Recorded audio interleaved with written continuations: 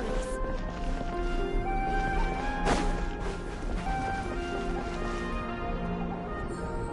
A while ago, I took the time to organize all documents in to Kutar. What you see here is the material I consider...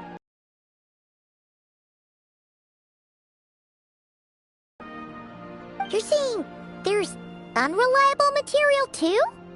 Yes. Most of the information we have was transmitted through an oral tradition. Inevitably, some of her stories were mythologized and deified over the years through countless retellings. That's why I organized them into reliable and unreliable. There's no sense seeking answers in history unless we can ensure the veracity of the historical record. Makes sense. Alright, let's take a look through.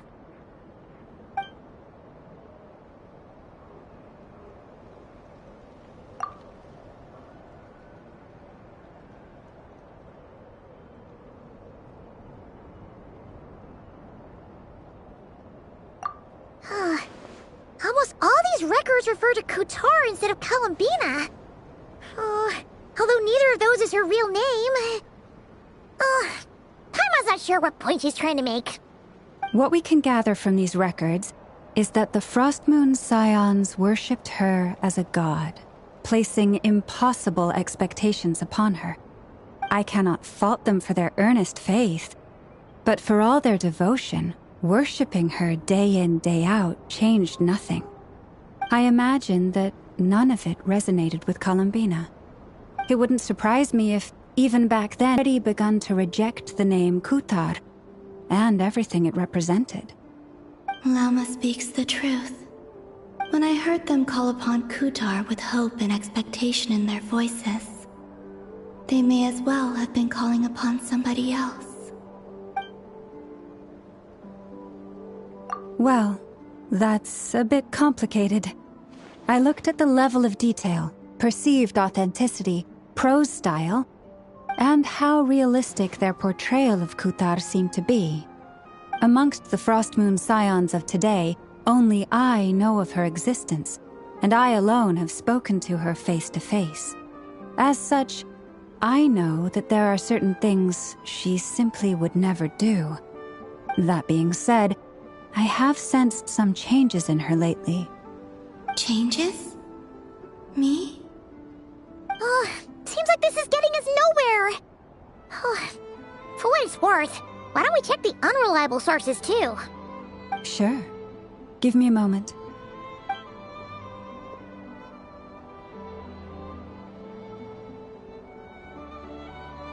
Exerting but a fraction of her divine might, could sheared a great mass from the snow-capped mountain and cast it into the sea, upon whose surface shone the mirror image of the moon. Thus was formed the island of Hisi. Yeah, right. That doesn't even begin to pass the sniff test. The 3 moons are naught but lies through and through. Only one moon has ever shone for us, and Kutar is her name. The vast majority of ancient texts are filled with fanciful tales like these. I trust you understand. Speak, merely gazing into the distance in silence. And where her gaze landed, this was her prophecy. Clearly, whoever wrote this text never even met Kutar. Otherwise, they'd know that her eyes are always closed. What about you, Traveler? What are you reading? Come on, let Paimon see. The child wished to build a wooden nest with which to shield a fledgling bird from the cold. But being so young and lacking in strength, the child could not snap the branches from the trees. Kutar was passing by. Upon seeing the child, she summoned forth the Kuhenki, who built a beautiful nest for the child. I remember that. Not knowing the meaning of Kutar's divine intervention, the child dared not to respond, and thus ran home to call their parents. But Kutar was gone. The moon chanter declared the event a miracle and took the nest as a relic, placing it on high for all to see. The child was named as one favored by the goddess and was greatly respected amongst the people. Yet, no further miracles were bestowed, and this matter was forgotten in but a few years. Huh. Any thoughts after reading that? Yeah. Columbina probably just wanted to join the kid in making nests. Ah. I'd originally considered this a fabrication, because Kuthar did not perform any similar actions in subsequent records. But now that I think about it, it does seem like something Columbina would do. It's just that... She didn't know how other people would interpret her actions. She was probably worried about making things difficult for people. So, she gradually stopped joining in. Yes. Oh, that's so sad.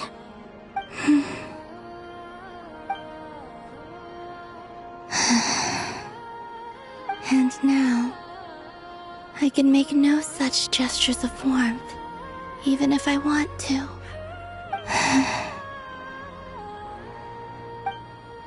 Still no name. That's a bit of a shame. But we did learn some interesting stories. That's gotta count for something.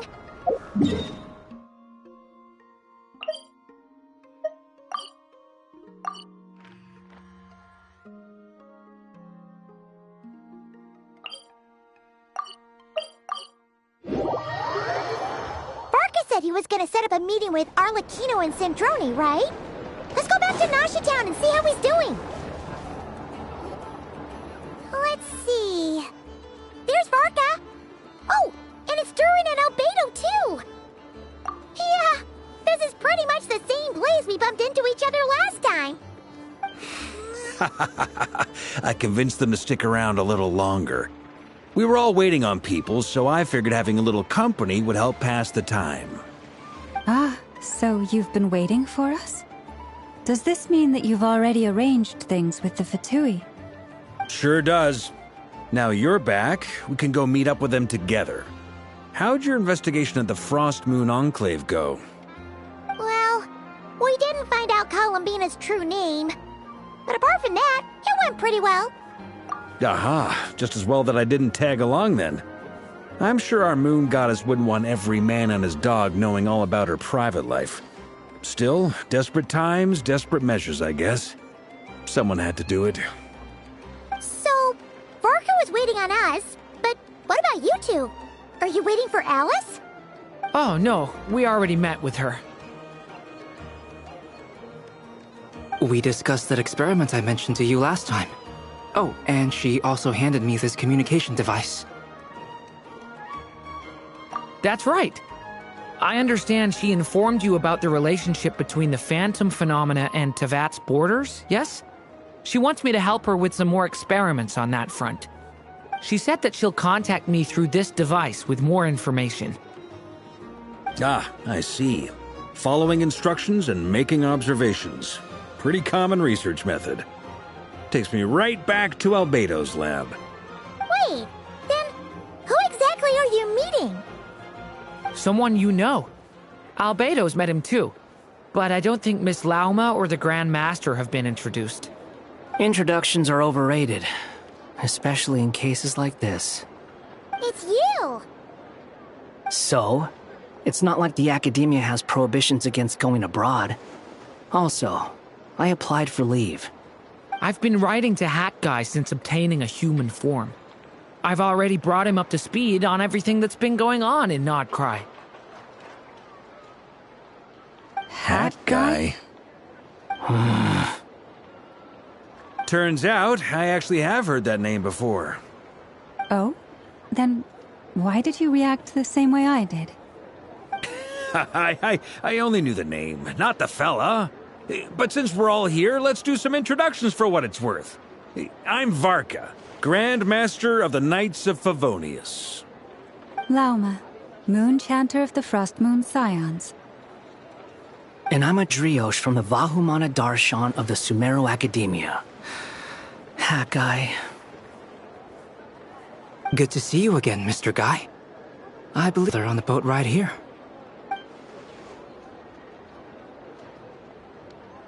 I want to look into. Who's that? The Doctor, also known as Dottore, second of the Fatui Harbingers. From the tone of your voice, it sounds like there's bad blood between you. I was reviewing our archives and noticed that a lot of information about him was missing. Left a bad taste in my mouth. That's all there is to it. Dottore, or Zondique, as he was then known, once studied at the Academia, but he got kicked out before he could graduate. So the Harbinger's #2 man is a college dropout? How embarrassing for them. Last we heard, he was planning something. We actually heard that a few times before, even coming to Nocturne, but we haven't seen a trace of him since we got here. He only appears when something interests him. For all we know, he might have left already. But the fact he did something here at all is worth noting. It'll fill a couple extra lines in his file. Why does it sound less like a file you're writing and more like a criminal record? Anyway, we were just about to meet 2 of the other Harbingers. Want to come along? You might learn a thing or two about him there. Sure. Even though they're Harbingers, well, they're old acquaintances of ours, so, you know, when you talk to them, try to be... I got it. The Frostmoon Scion's relations with the Fatui remain tense. Forgive me if I do not attend. In that case, we'll continue assisting Miss Alice with her experiments. Good stuff. Everyone's having a fruitful time. All right, we better get going. I'll lead the way.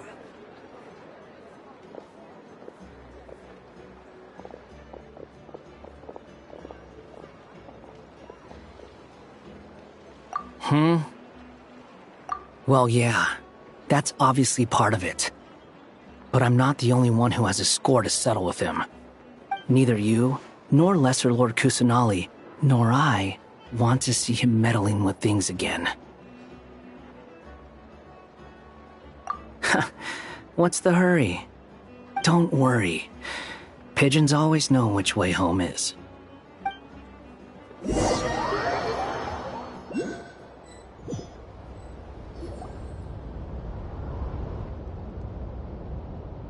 You made it.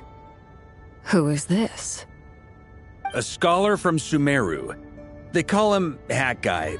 He's an old friend of the Travelers. Wait, this is the Academia representative you wrote about? He doesn't exactly look the part. I believe this will prove my identity. You'll notice it bears the seal of the Sanctuary of Surasthana. Well, what do you know? So it does. All right then. My mistake. It's fine. I expected as much. What? So as I mentioned in my letter, the Academia's got its eyes on Dottore. But this matter remains top secret. Apart from those assisting in the investigation, the fewer people who know, the better. If anyone asks, I'm here in Nocturne to pursue my personal academic interests. Gotta say, Varka, you did pretty well to keep all this under wraps for so long. Sounds like you got in touch with the Academia about this way back. You flatter me.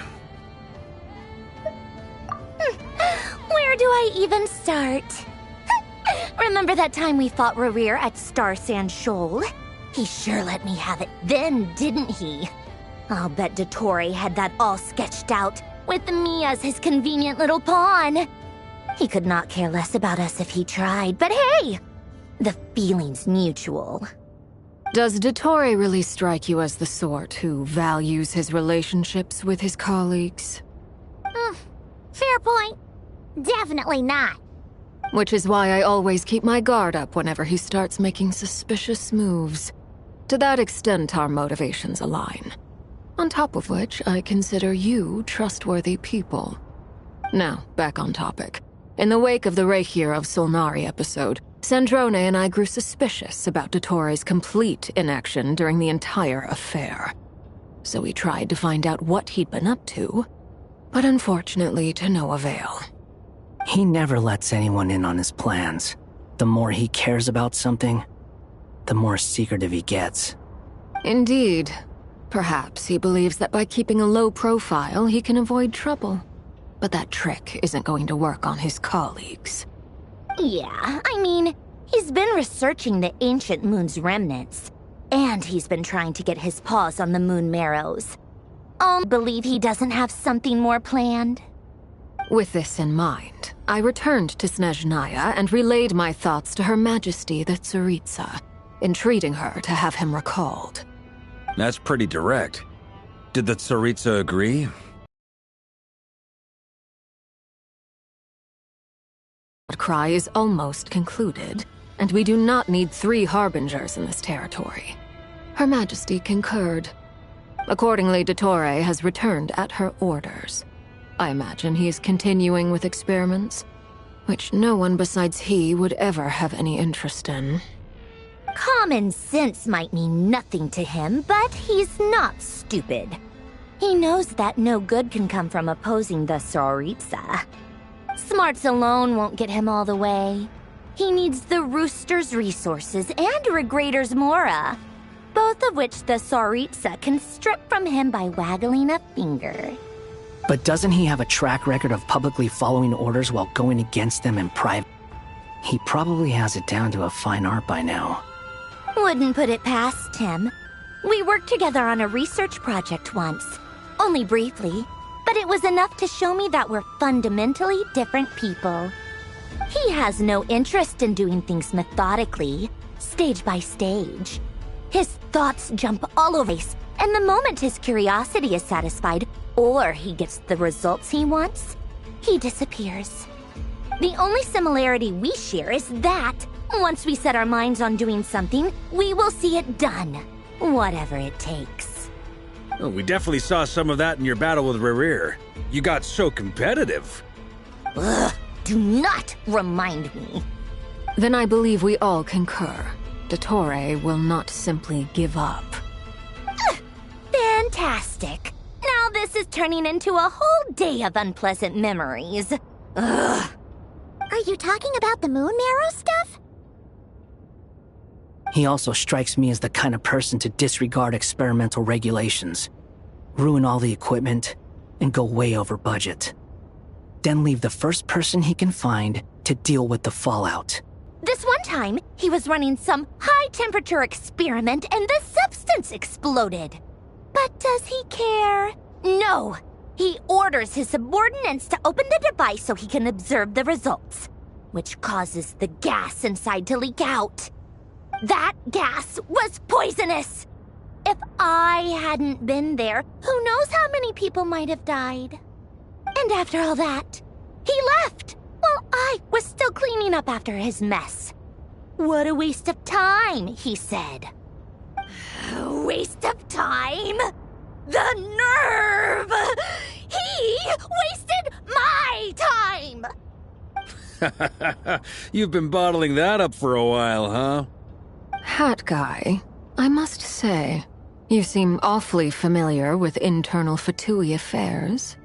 Especially when it comes to Dottore.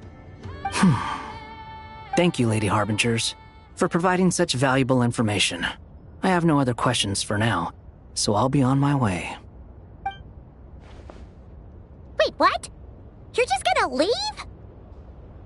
You're welcome to join if you want. Ugh.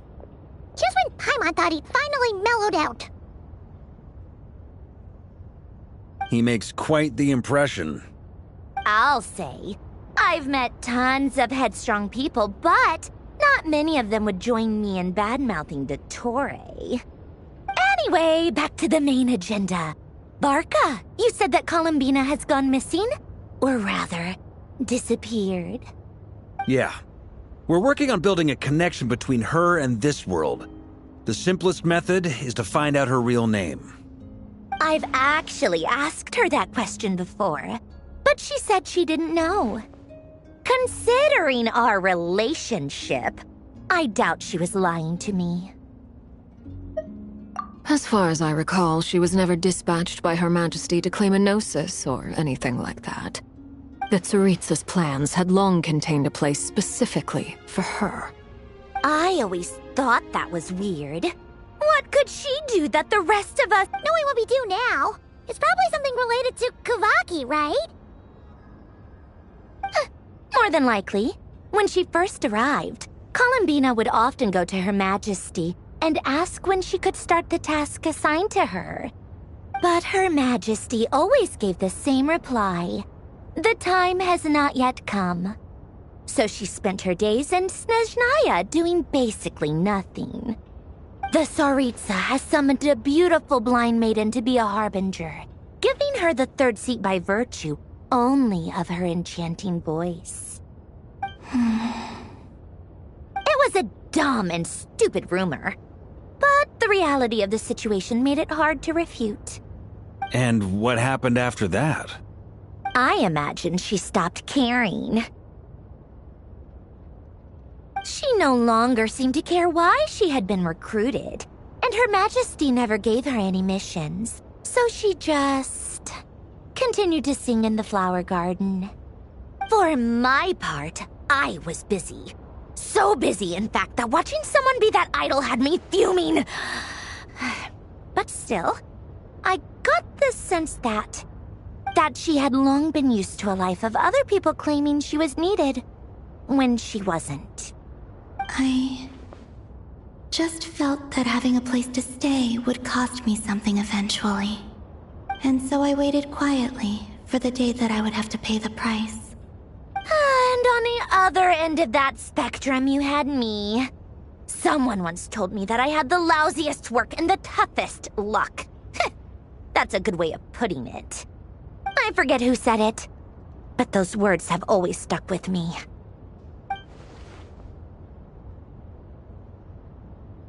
But you've done your job exceptionally well all this time.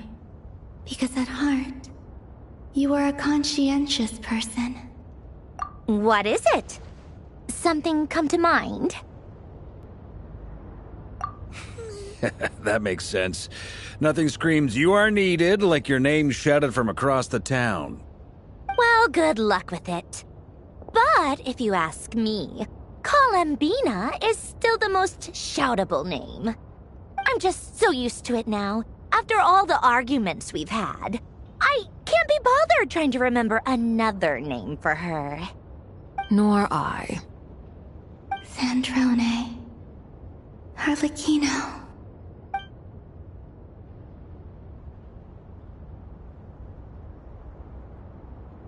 Huh! It's a Sealy! Does that mean Nicole has news for us? Ladies, I thank you for your hospitality. If the chance ever comes up, I definitely owe you both a drink sometime. I'm sure it will. You can make your own way out. Heck, you've been here enough times, you probably know your way around better than I do. Okay, time to do what adventurers do best. Follow that Sealy!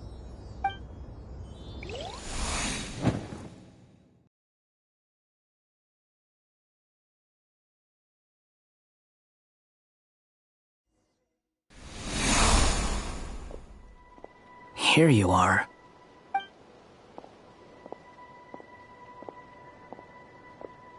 Oh, hat guy. How come you're back so soon?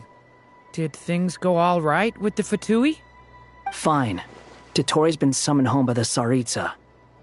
Couldn't get much more than that. How about you? Any progress with the investigation? Unfortunately not. We've tried everything. Different phantoms, different locations, different points in history. But the results are the same each time. Abyssal monsters roaming the land. People crying out in despair, with no hope of being rescued. Every time I see it, I can't help but think, is this what it was like in Mondstadt when Dragonspine Durin attacked?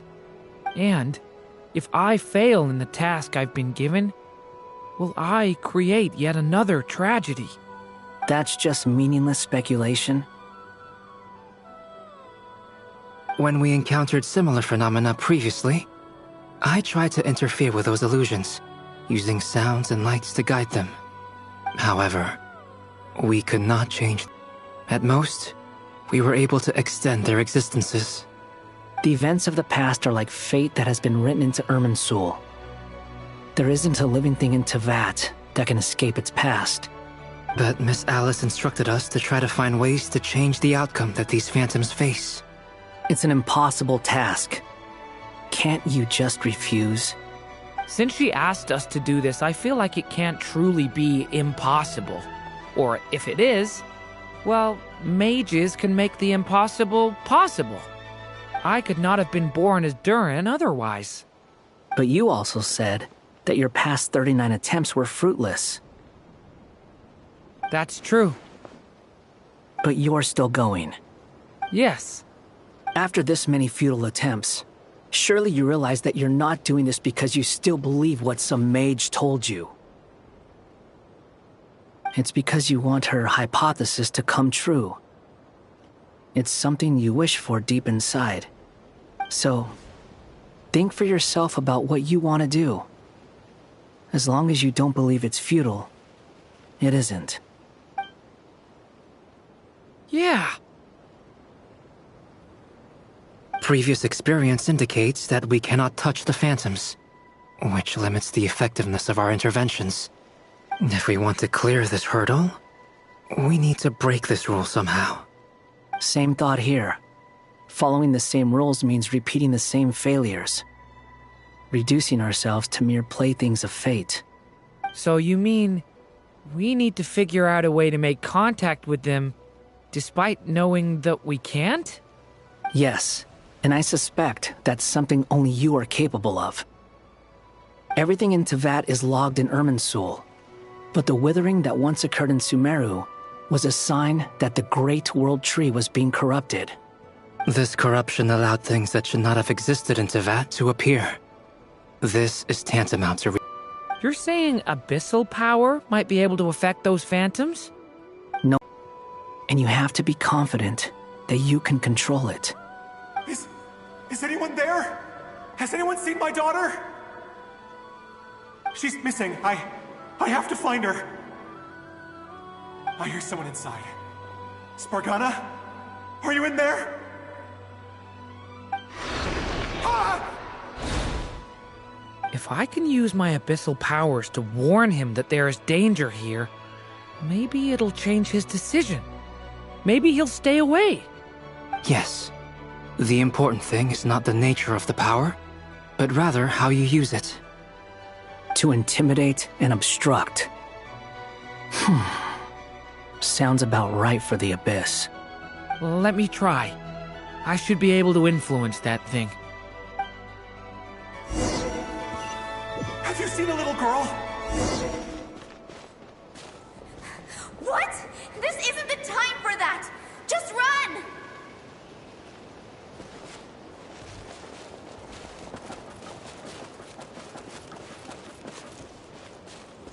I hear someone inside. Spargana? These monsters coming from?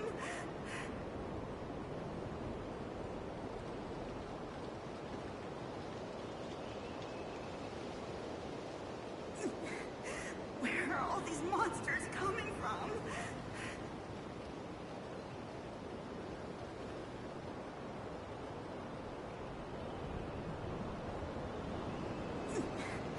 Where are all these Are you... monsters?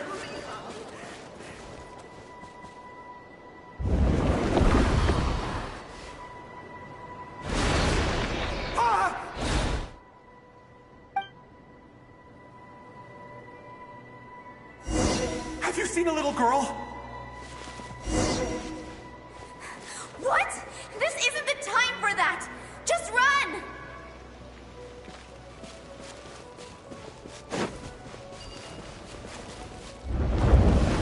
I hear someone inside. Spargana? Are you in there? What is this? Looks dangerous. I should get out of here.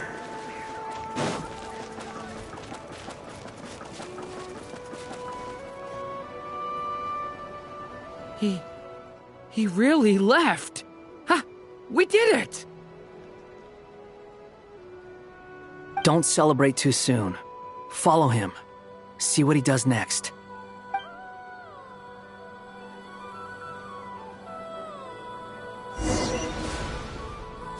Monsters approaching from the front. You need to stop them and create an opportunity for him to hide.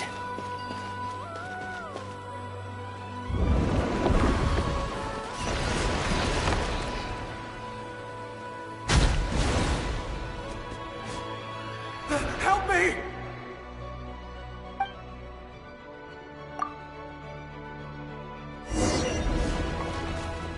Monsters approaching from the front. You need to stop them and create an opportunity for him to hide.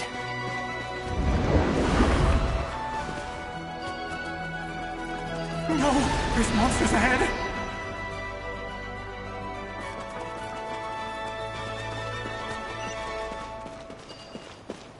Wait, is that the barrier I saw earlier?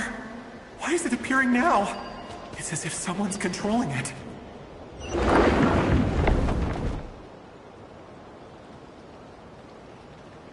The monsters are gone.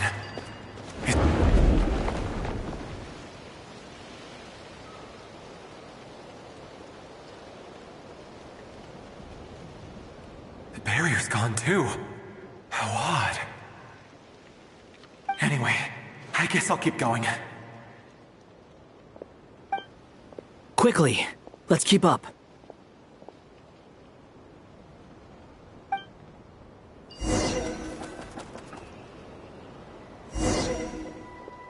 Wait, there was someone else here? Don't go any further. We've got anti-monster traps laid out everywhere. But my daughter must just be up ahead. This way's blocked.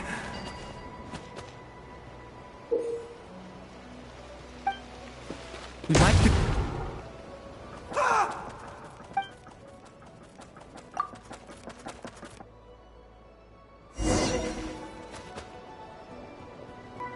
Wait, there was someone else here? Don't go any further. We've got anti-monster traps laid out everywhere. But my daughter must just be up ahead. I have to go. This way's blocked.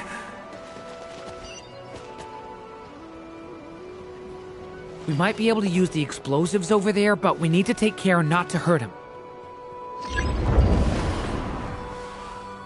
I'll use the barrier to keep him at a safe distance.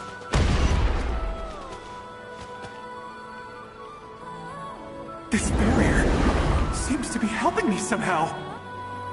I'll use the barrier to keep him at a safe distance. Hey, hey, wake up! Oh, no good.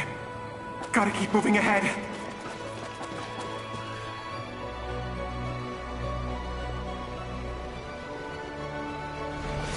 So many monsters! There's still a chance, Durin. Use the traps.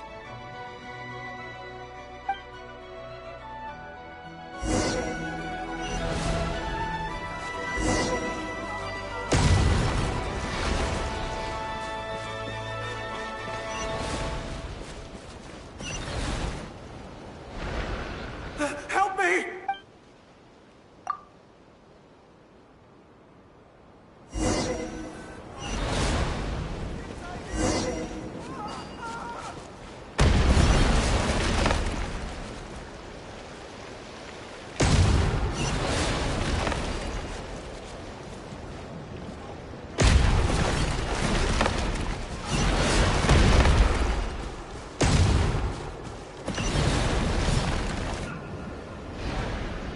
Help me!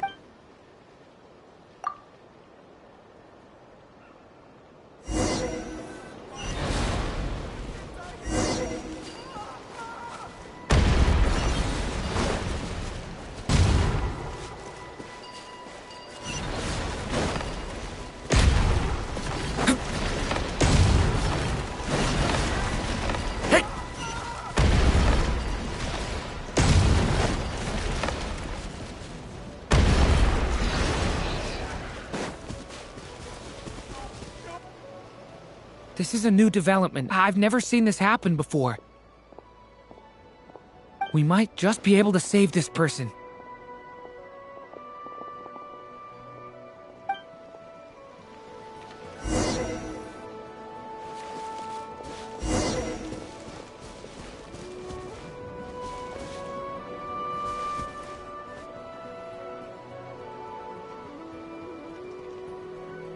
Hello there.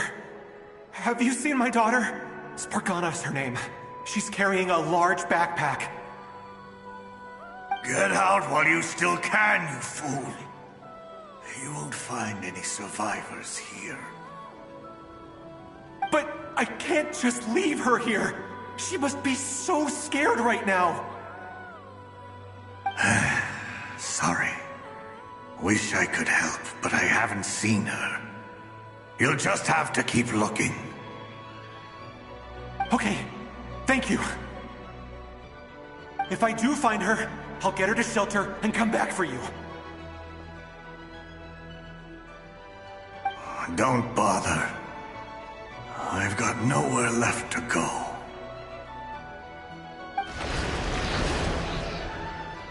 What's that noise?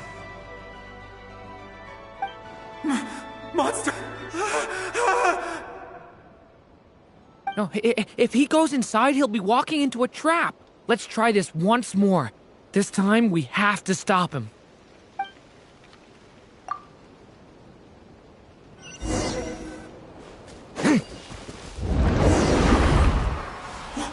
Why? How will I know where Spargana's gone like this? You know what? I'll trust this strange barrier. It's gotten me this far after all.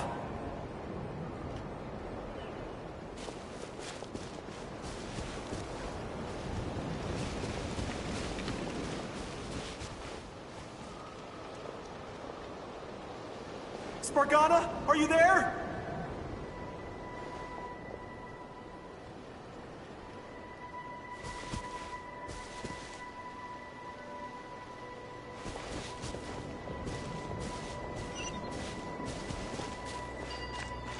What? What's this? Hey! Let us out!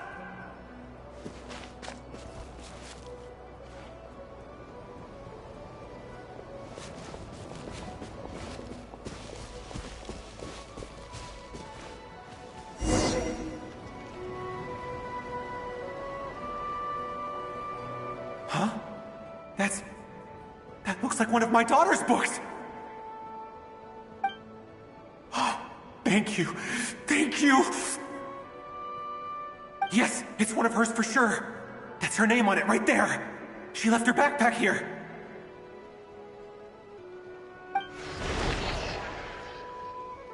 Durin, just like last time. Use the explosives.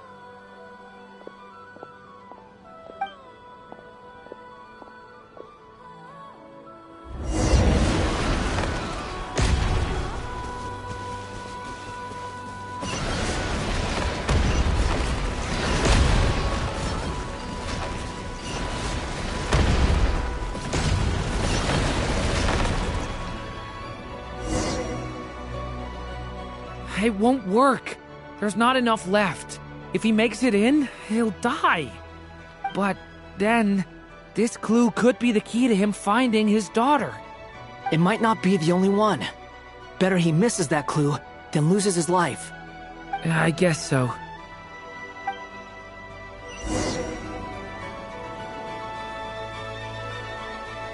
Stop him, Durin. We can't let him get any further in. That's my daughter's book! She's passed this way! Why? Why won't you let me go in? I've searched and searched and searched just for this! But how will I find her without any clues? I no longer have anywhere else to go.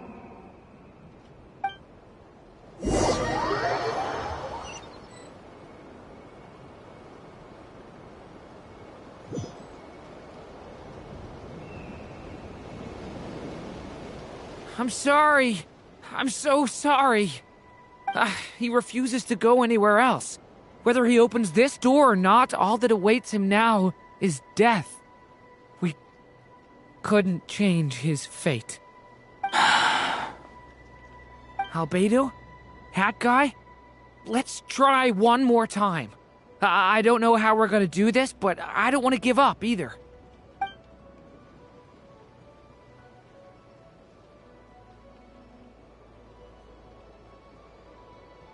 Why am I here? What's going on? All these scenes running through my head. Where are they from? Huh? On! His reactions have changed. How many times have I... What's happening to me? Huh? Wait. Who are you? You can see us now? I feel like I always could, but that I only just realized you were there. I'm sorry, I don't know how to describe what I'm feeling. But you were the ones guiding me using that marked barrier, right? I haven't done anything yet, but those monsters, those deaths, they feel like memories. Like things I really did experience. I won't find my daughter. In fact, I'll ultimately die trying to find her. Isn't that right? What? No, it isn't. Yes, it is. Easy way out of this. You've not seen my daughter either, have you? It seems she really isn't here.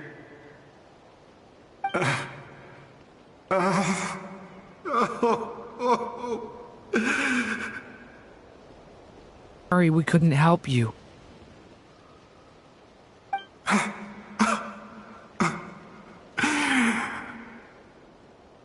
I'm just tired. Maybe this is destiny. Maybe it doesn't matter how hard I search. How long do I have left? Experience says 15 to 20 minutes. Thank you for all your help. Let's rest a while. You look exhausted too.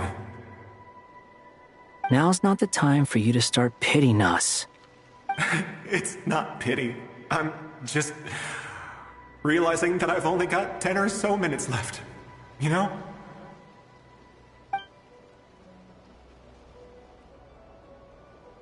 You say you're from Mondstadt, yes? A place with windmills, where people enjoy limitless freedom? And you're from Sumeru, where they've built an academy into a... You've never heard of either place? Those names are unknown to me, I'm afraid, yes. Have you heard of Hyperborea? I have, but I heard that it was destroyed in the distant past. I see.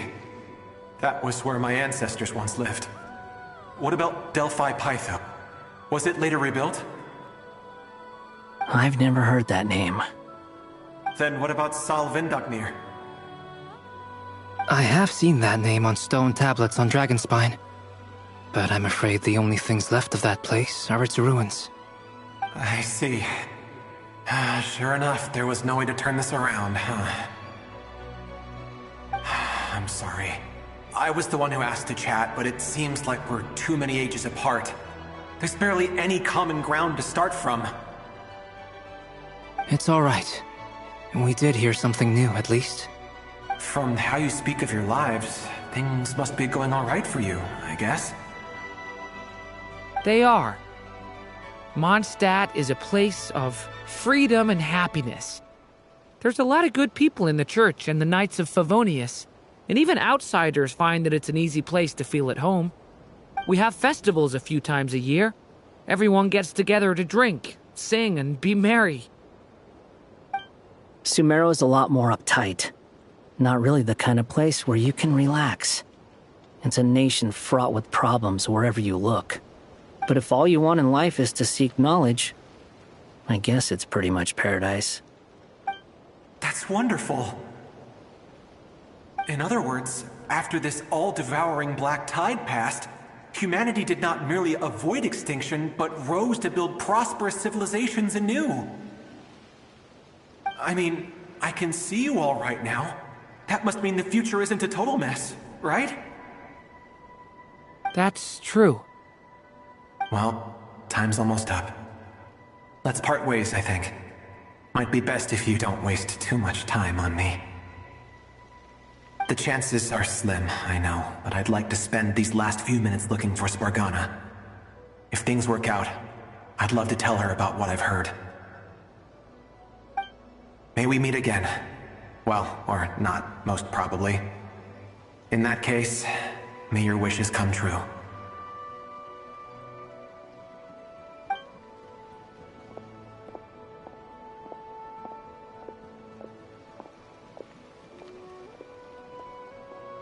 He's gone. In a few minutes, he will meet the end that was his to begin with. The ending of this tale did not change, but I believe that we've just made the most progress we have yet. May your wishes come true. If only it were so simple. Hat guy, could I ask you a question? You've never talked about your past. It seems complicated, and it weighs heavily on you, too. Would you be willing to tell me about it? I mean, sometimes it's better to get things out in the open. Take that guy we try to help, for instance. At least he said goodbye with a smile, right? I know about Albedo's past. Our experiences are very similar, and he created me. As for you, you're my first friend, and you've witnessed every step I've taken. But by comparison, I know nothing about you. Either way, I mean, we're still best friends. But if I knew more about you, I might understand your thoughts a bit better. I've told you about myself. I'm a student at the academia. And what did you do before that? Prepared for the entrance exam? All right. If you really don't want to talk about it, I won't press you any further. I was a puppet built from the branches of a white tree, using technology left behind by the Conrian schools of mechanical engineering. A white tree? You mean an Irminsul tree? Yes. A branch of Irminsul that was once connected to the main tree. So you had a human creator too? Yeah. But my creator abandoned me after deciding that I was a failure. After that...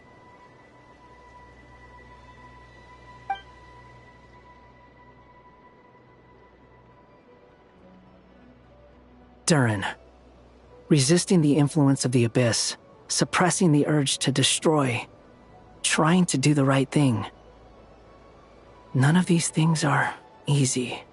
But no matter how hard they are, trying to rewrite past wrongs is far harder. You asked me if you would create a new tragedy if you failed. I told you there was no point speculating about that.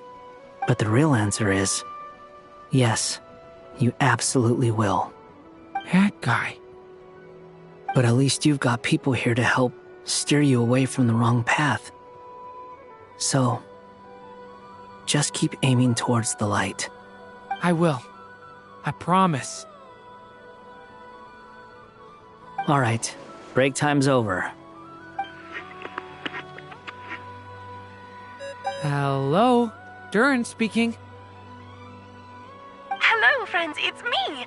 What have you been up to, I'm detecting some unmistakable fluctuations here at the border. The amplitude isn't particularly high, but they're completely different signals from the ones before, and the scale is comparable to those I've detected previously. Alice, we were unable to save that person. However, he appears to have retained a portion of the memories gained through that cycle, and was able to hold a conversation with us. I see. Well, that is rather odd indeed. It definitely merits further attention. Could I trouble you to keep trying the same approach? I need to gather some more data. Counting on you. I should probably have Nicole come and check this out as well.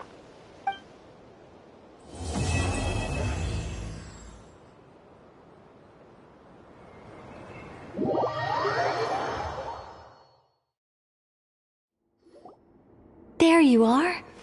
I was worried you might stop to collect treasure chests opened by the Seelie along the way. It would have taken you so much longer to get here. Another conversation I cannot hear.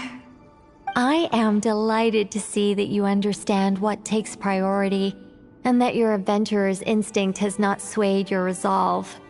Really, I must applaud you for it. You should know. Paimon's head. Okay, I'll try and keep it short. My senses are telling me that this is where we shall find the entrance to the ruins. Oh, cool! Well, what are we waiting for? Let's open it up and see! Patience. This was a sanctuary of great importance to the Hyperboreans. A special process is required to open the gate. Oh! Like the place that housed the Eternal Moon's marrow? Okay, so what's the plan? Need us to do anything? And just the short version, if you can. Alright then. I was planning to start with some background on the invention of these techniques. Are you sure you don't want to hear it? It's quite informative. Remember what you were saying about priorities? Fine. Simply put, we need 3 human representatives to successfully undergo a process of Kuvaki resonance. Think of it as a test from the 3 moon god at the entrance are qualified, with the most recognizable qualification being Kuvaki. Pretty sure Lauma would ace that test. Oh, wait. But we need 3 people. I also have no doubt that the Moon Chanter would be qualified. But we would need 2 other people with the same constitution.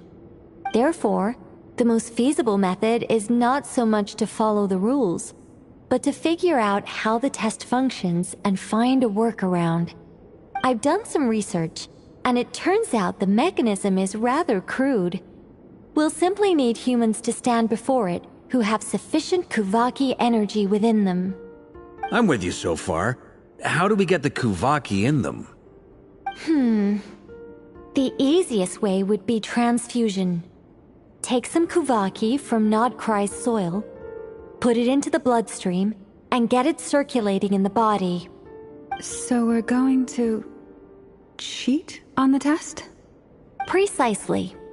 There are other methods, but this is the simplest one. Cheating the system is much easier than trying to hide from it. Huh? Sorry? Does the idea of cheating upset you, Miss Lauma?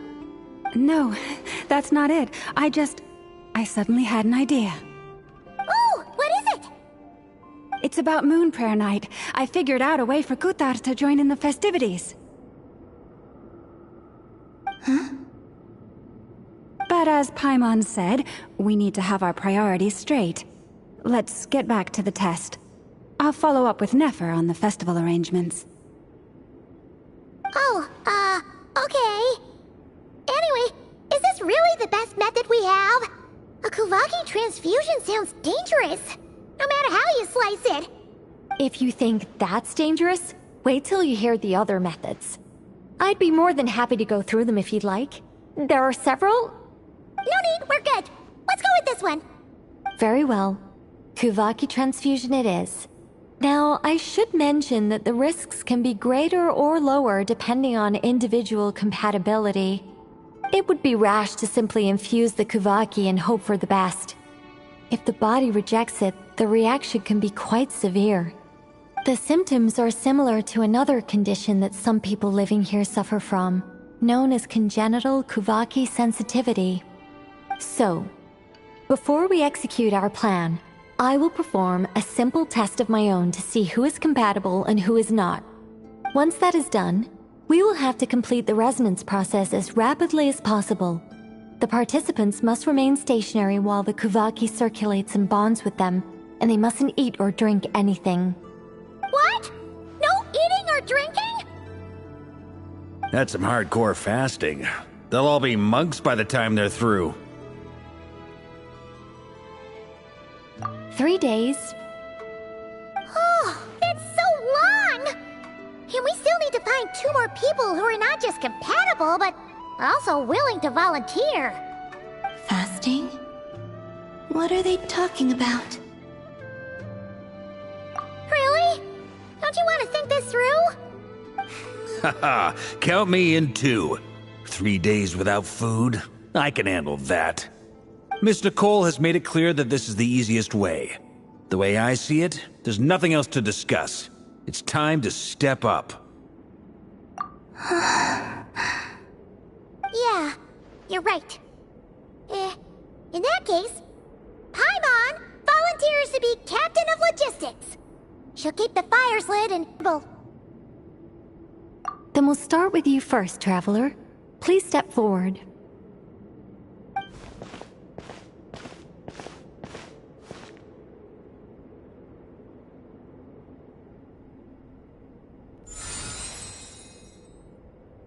How's it going?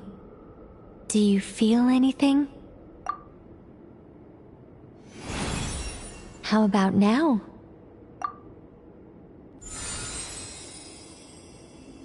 And now?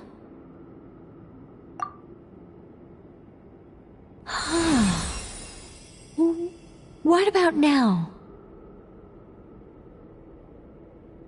You guys, it's not a competition, you know. All right, I'm officially impressed. Even as a descender, you can withstand far more than I imagined. It's like I summoned a giant stone titan to arm wrestle you, and your arm hasn't even moved an inch. In my last attempt, I infused 5 times the amount of Kuvaki required. Yes, safe to say, compatibility won't be an issue for you. You're eligible to join. You're next, Mr. Varka. Sure, here goes nothing. All right, left off. 5 times the required Kuvaki dose. Whoa, whoa, whoa, hey, wait a minute. How's it going? No, not great. I kind of want to puke. Feels like I've been drinking too much. A few bottles of wine, then a big stein of Dark Horse. With some hard liquor from Liyue mixed in. You think this is funny? I just lost to a young lady in an arm wrestling contest. I'm never gonna live that down. My apologies. I'll lower the concentration and try again. Oh. How's it going now? I'm not as dizzy as last time, but I can still feel it pulsing around. In that case, you wouldn't be an ideal choice, Mr. Varka. Let's try someone else. Okay. Let's go ask some of our other friends then.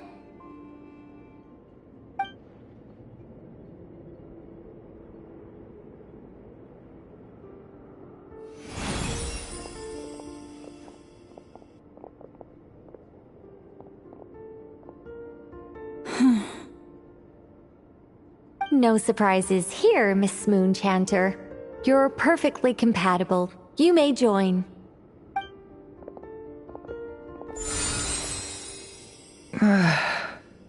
I'm getting a slight headache. Shame. You were so close. Whoa! I'm itching all over! Allergic reaction. We can't have that. Huh? Well, are you gonna start or what? The Hexenzirkel is an organization that cares for and protects children. We will not have them do dangerous things. Not even tests.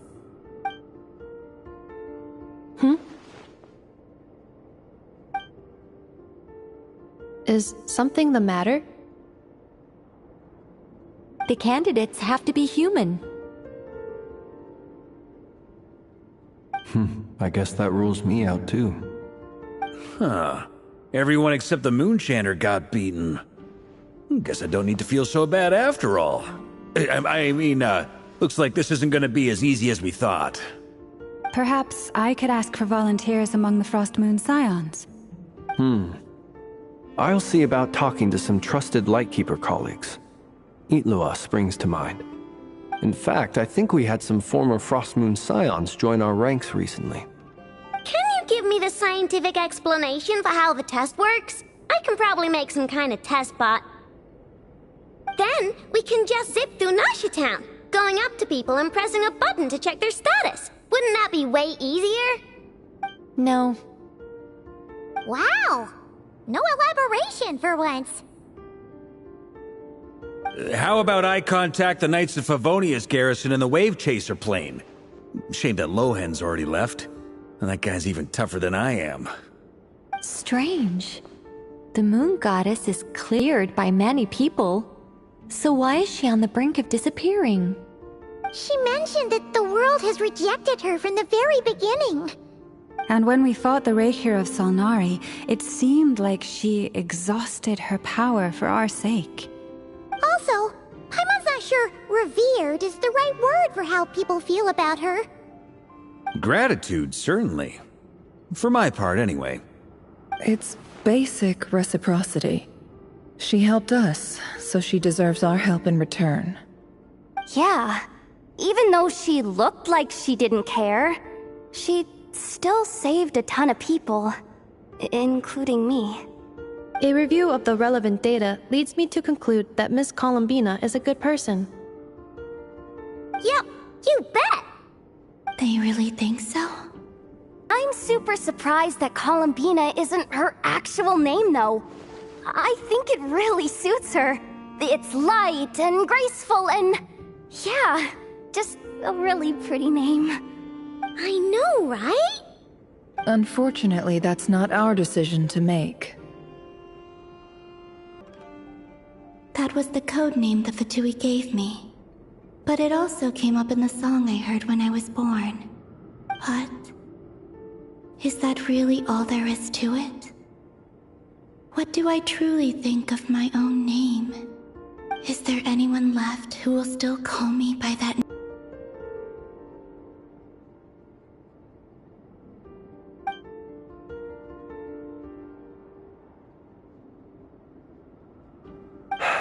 Moon Prayer Night is getting closer by the day. We're running out of time. We need to look for other candidates.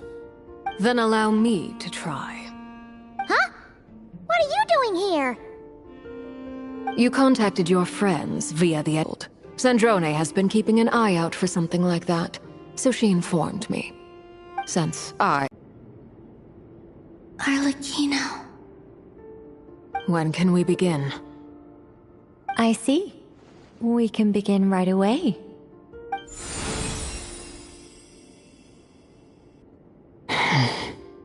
How was it? Did you feel any discomfort? Not at all. Then it seems we shan't need to look for additional candidates after all. Great! Cool. Alright, like Paimon said, the rest of us can take turns making sure the three of them stay warm and comfy. Then, my job is to take care of the caretakers. I will ensure everyone receives food and accommodation. I'm ready as well.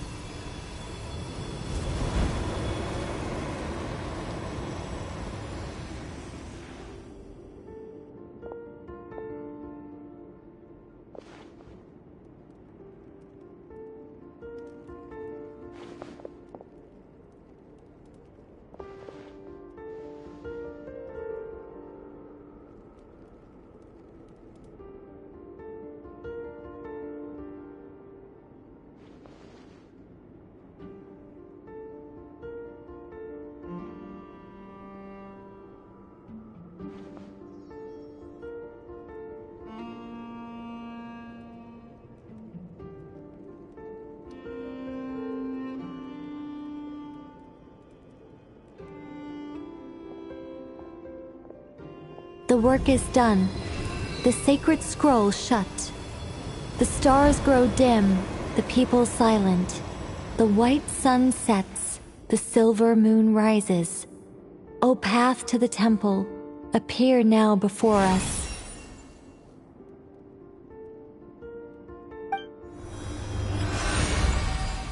Wow! It really opened! So that's what all this is about. They've been trying to open this gate. Come. Let us enter. It might be best to eat something first. Take care to chew properly and swallow slowly. It will give your body time to readjust to the digestion process. They will head in soon. They will need to enter this gate.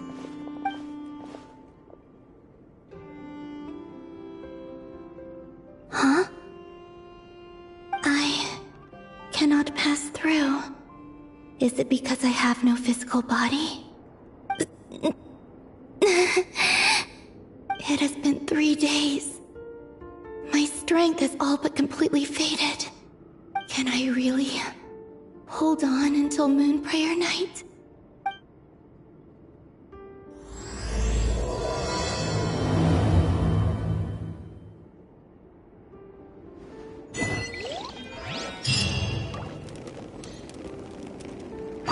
I have confirmed that you are all in good health.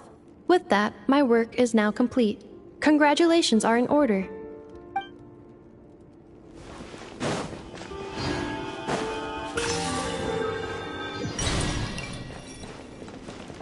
It's good to know you're all well. Puts me at ease.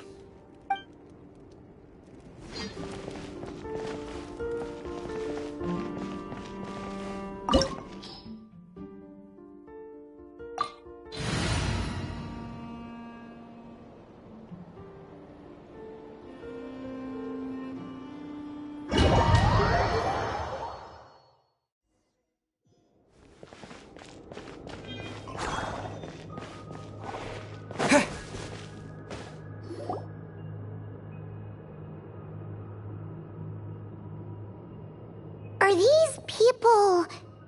Judging by their clothes, they appear to be phantom Hyperboreans from the distant past. That could mean they have some clues about the moon goddess's name, right?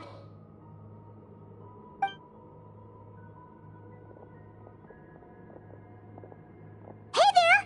Could you tell us what the moon goddess's name is? Sorry. That's probably a weird question, huh? How do we explain this? The moons are long gone, and their goddesses are dead. Their names no longer mean anything. When a new moon goddess is born, we will surely know her name. We have used every last resource at our disposal. All that remains is to wait, patiently and quietly.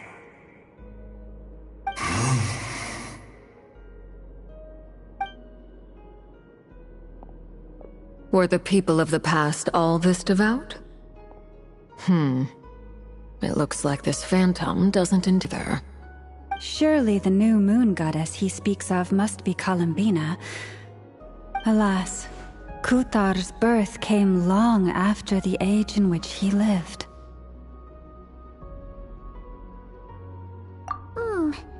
But, maybe if we find a phantom from a more recent age, they might know Columbina's real name. True. Keep an eye out. We should be able to tell which era they're from by the clothes they wear. Yeah, you've been pretty talkative this whole time. What changed? Oh, nothing. I'm fine. You all make good points. When the Hyperboreans speak of moon goddesses, they mean the three from truly ancient times. I can't imagine they would know anything about our current moon goddess. There once was a time when the moon goddesses blessed them greatly and protected them from harm. So, dragons plunged the world into chaos. It seems they looked once more to the moons for help, praying for a new goddess to be born. Yeah, that checks out. Let's continue on. Who knows what else we may discover?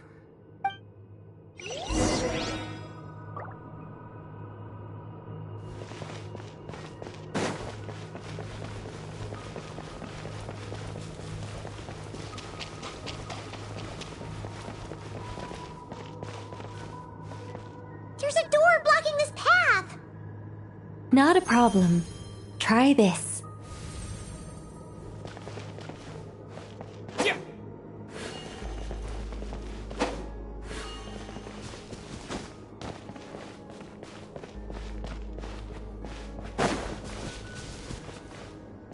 Propagate!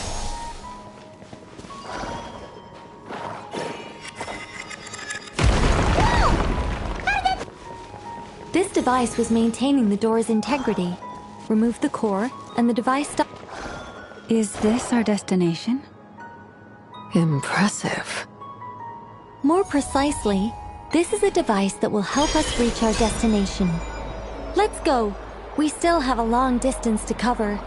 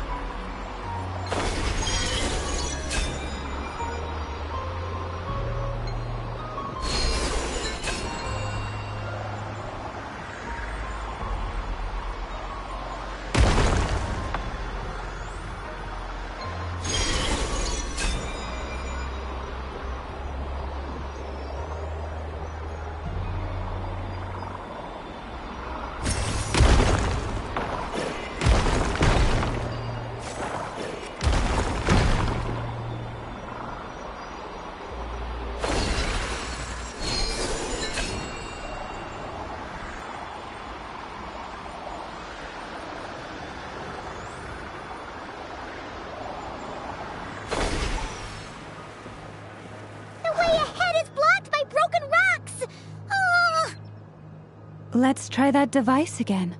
Remember the door from earlier?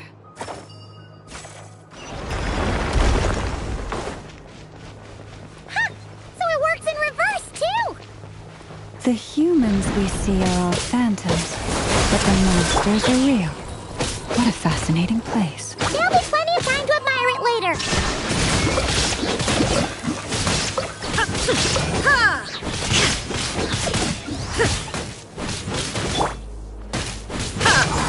Propagate!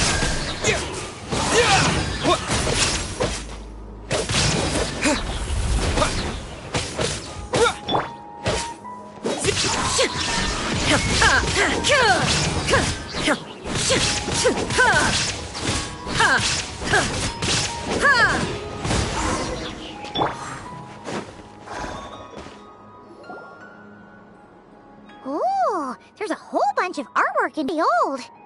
Nicole, this is probably your area of expertise. What do all these paintings mean? Let me see.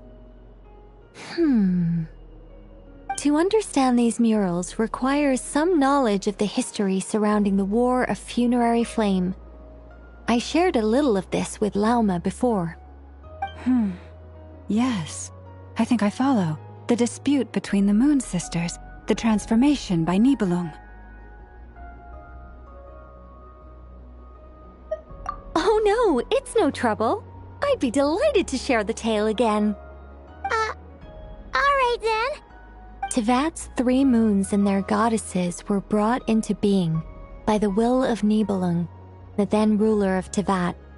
But when the heavenly principles came, they changed the world to its very foundations.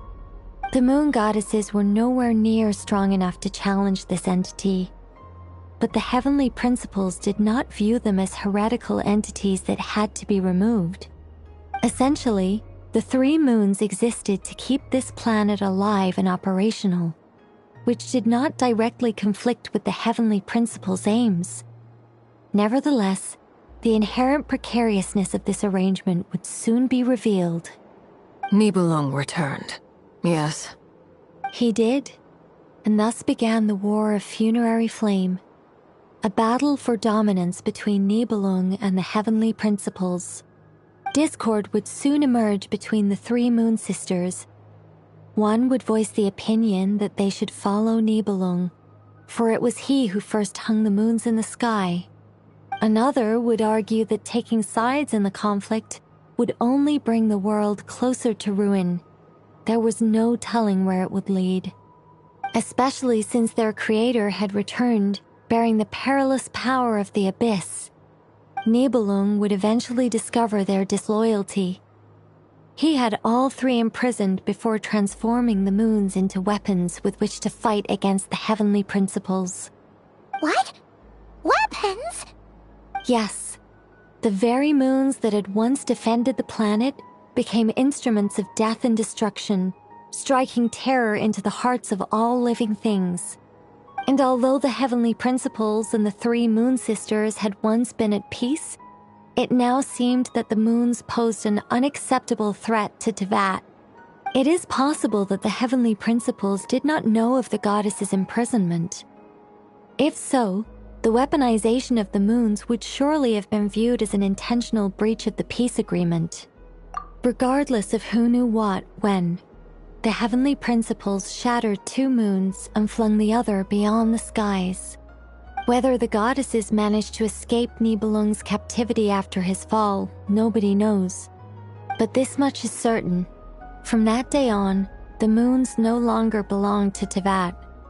The rejection slowly drained their power until eventually they passed away. So that's the full story. You say the moons ceased belonging to Teyvat from then on. Why then would Columbina be born here? That is perhaps due to the lingering connection between the Frost Moon, which was not shattered, and this world. You could see it as the three sisters' dying wish. They never desired war. All they ever wished for was to protect this land. I see. If the final fate of the three goddesses is as you say, then Columbina faces the same grave danger. Our investigation has yet to bear fruit. We must hurry. Yeah, you're right. Let's keep going.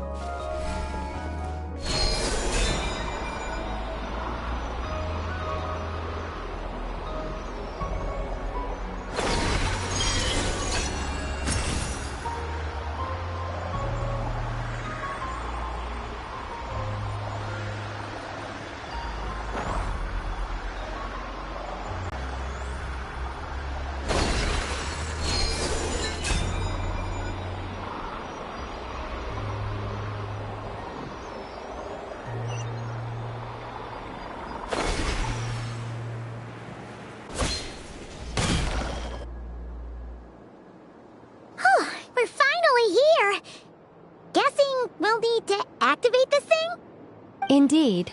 I was a little worried about that at first, But as we got closer, I sensed that the Kuvaki within it flows unimpeded. It should be functioning normally. The only issue is how to activate it. It's looking a little worse for wear. What about the cores from some of the other devices we've seen? Can we those? In all likelihood, yes. I imagine that would have been the Hyperborean's backup plan. Let's look for some cores.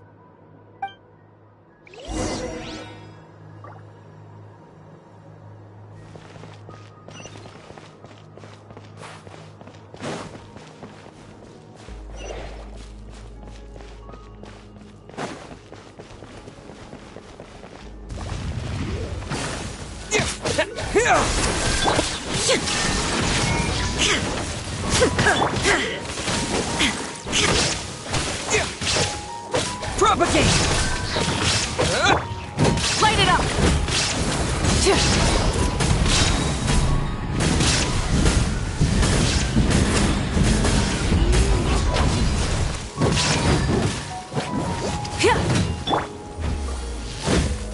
Rise with the sun!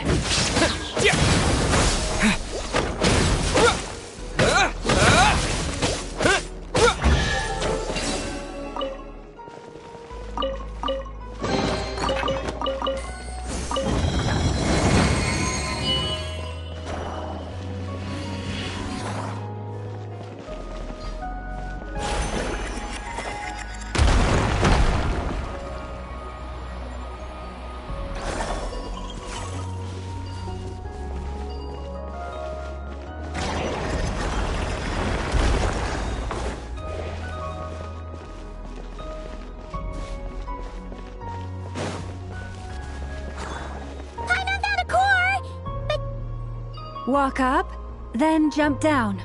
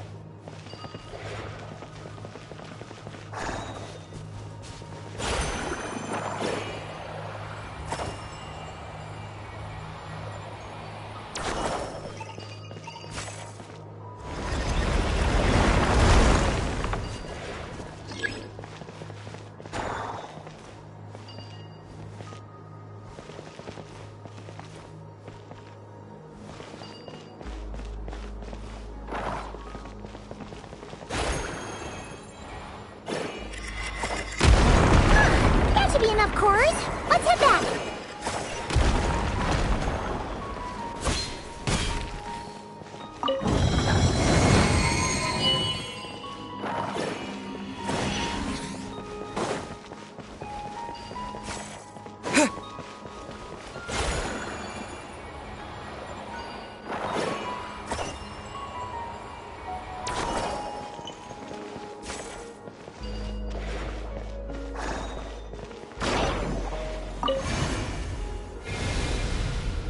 The device is up and running. It's hard to believe that the ancients were capable of constructing such things. Paimon's our destination! It's right up ahead! Yes, let's go.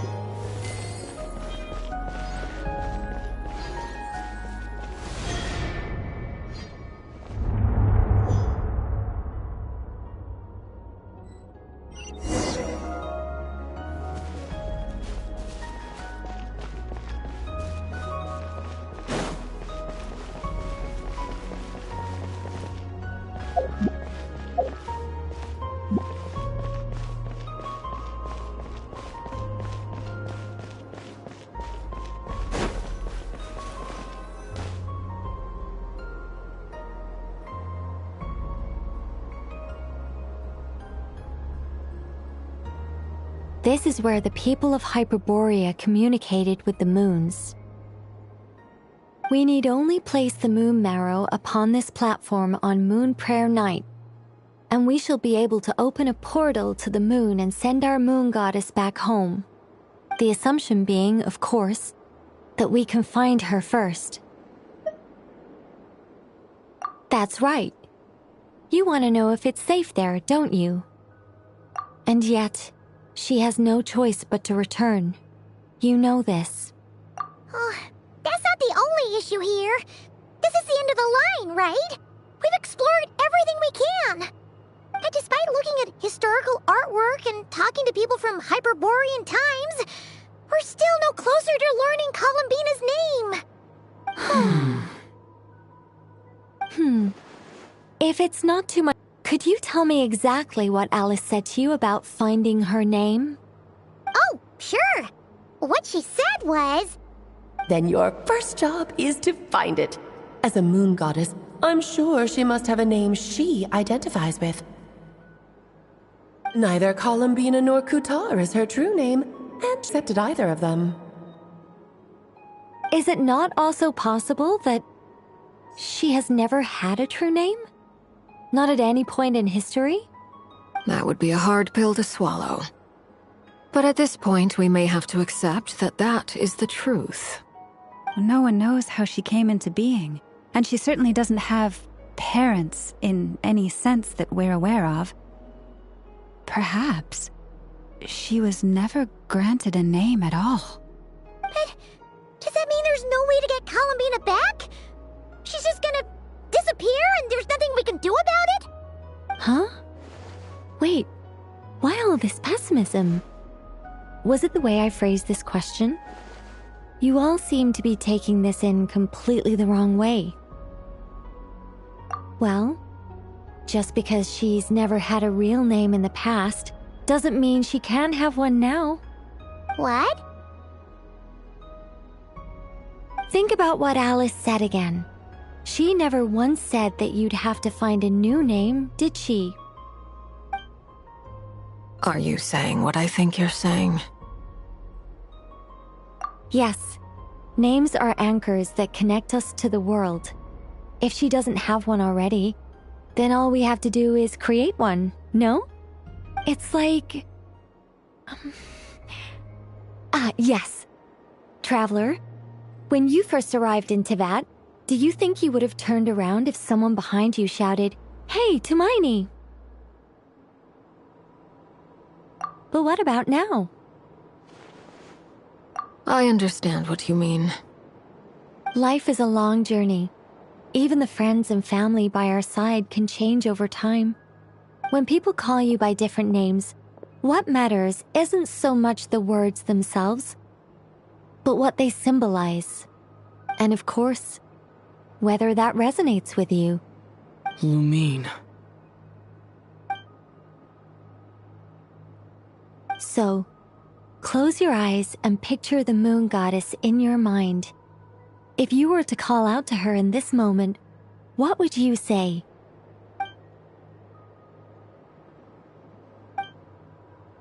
Columbina. Columbina. Paimon would call her Columbina too. Well, she has long forsaken everything that Kutar represents. I think from now on I should call her Columbina too. Well, it sounds to me like you found your answer. Are you sure? Is it really that simple? We haven't found her this whole time, and not for lack of trying. For a journey like this, the process is every bit as important as the outcome. Had you not searched far and wide, rejecting every other answer you were offered? How could you have come to an answer you felt was finally correct? Oh, it all makes sense now. This has Alice's fingerprints all over it. Are you suggesting that Mage knew from the start that Columbina never had a real name to begin with? I can't say for sure. But I can definitely imagine her chuckling in satisfaction somewhere right now, saying, "Ah, what fun."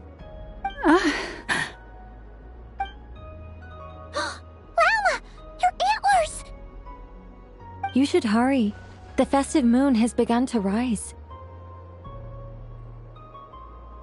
Do not worry, for when you called the name Columbina just now, I could sense that the power within was enough to summon back the moon goddess. The power within what? The name? Yes. So, the thing is...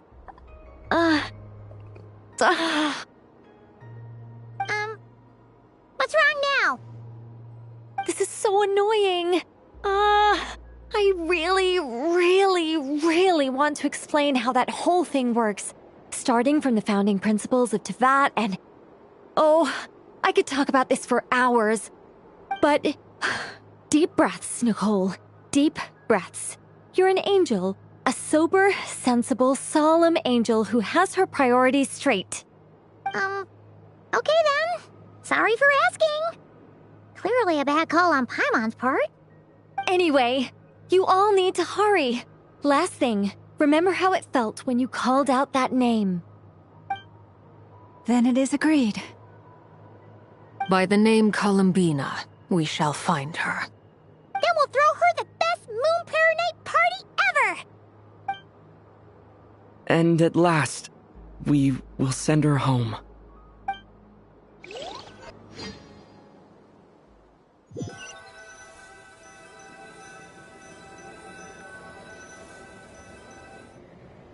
I can barely move anymore.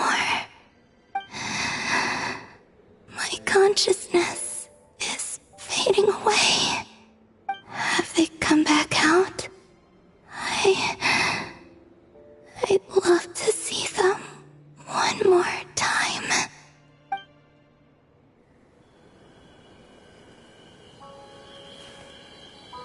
They didn't make it.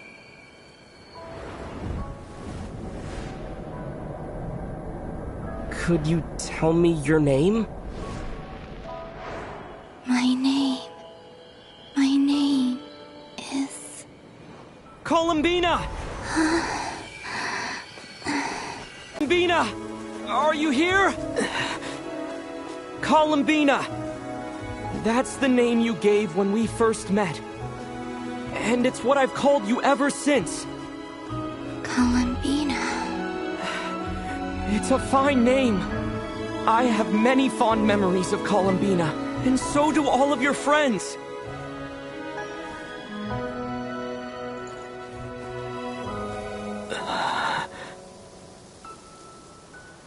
If you like this name...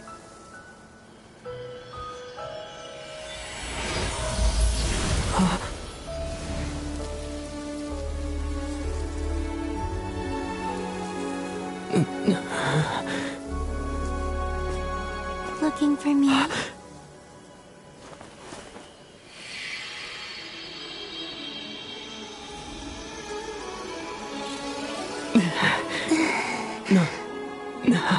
I like it. You can carry on using it. My name is Columbina Hyposelenia.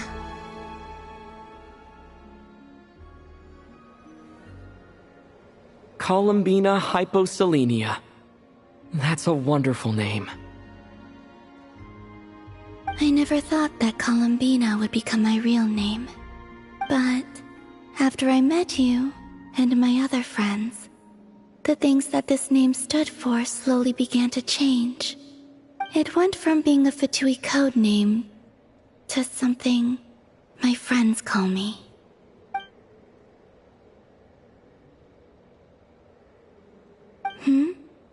What is it? Why aren't you saying anything? I'm just so happy for you. Thank you. So, where's everyone else? We can go and meet them very soon. Everyone went to different places to try calling your name. Great. I'd like to thank them as well. Everyone's done so much for me. Searching for my name, entering those ancient ruins. Huh? Wait, so you were... Yes, I was there. Not physically, but my consciousness was still holding on. I followed you the whole way. Starting from when? You turned around and called out my name while you were in Nasha Town. Do you remember?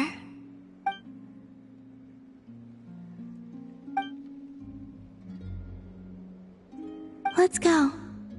We don't want to keep them waiting. Sure. In that case, come with me. But... Hmm? Before that... Could you call my name one more time? Sure. Come with me, Columbina Hyposelenia.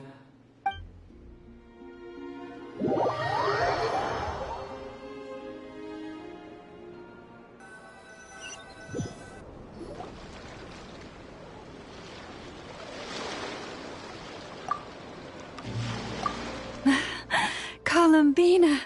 Oh, this truly is wonderful. Llama, I can't breathe. Ha ha! Just in time for Moon Prayer Night.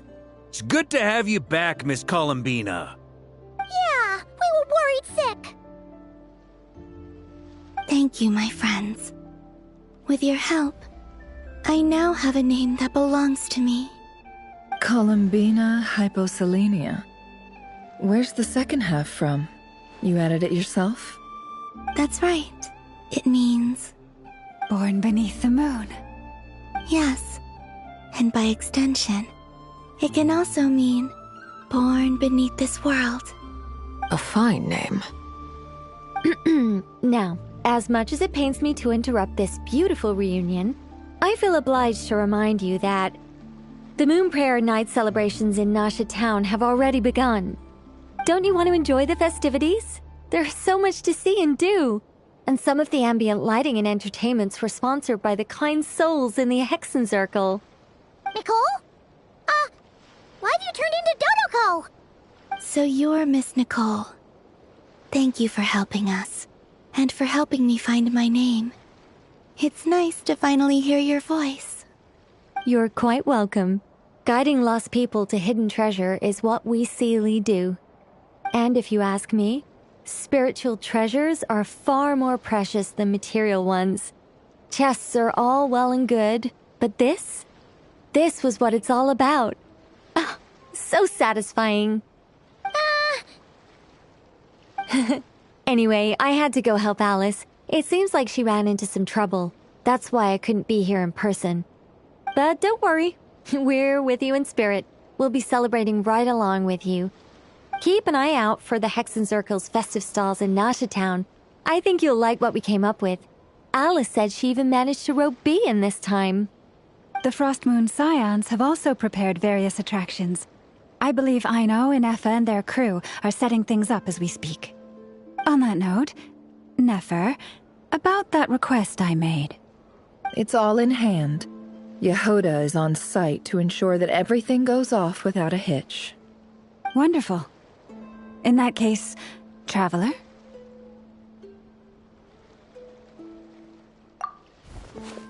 Huh? Come on, Columbina. It's time to celebrate the best Moon Prayer Night ever.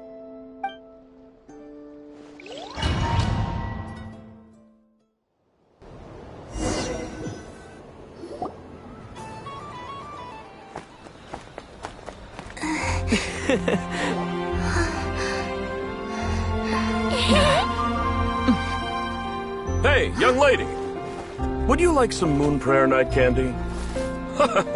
Happy Moon Prayer Night. Oh, yeah. I almost forgot to say. Welcome home, Moon Goddess.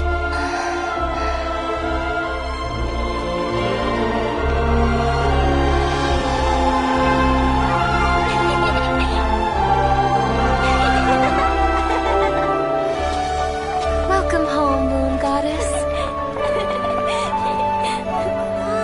Welcome home, Moon Goddess. Welcome home, Moon Goddess. Turning Nasha Town into her home is a festive gift. A rather brilliant idea. Perhaps This is what Nodcry, Columbina's home, should have been like all along.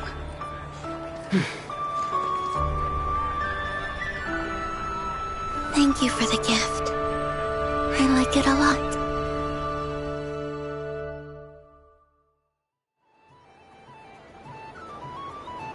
This feels like the surprise of my life. I do.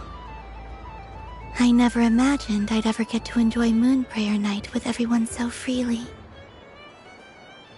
If you're happy, we're happy. Quite a strategy you came up with. Hide the tree in the forest. It's not your usual style, Lauma. Is there something about Moon Prayer Night that enhances what's in your head as well as the antlers on top? Apparently so. It even inspired a perennial penny pincher to use their resources for a greater cause. It truly is a magical festival.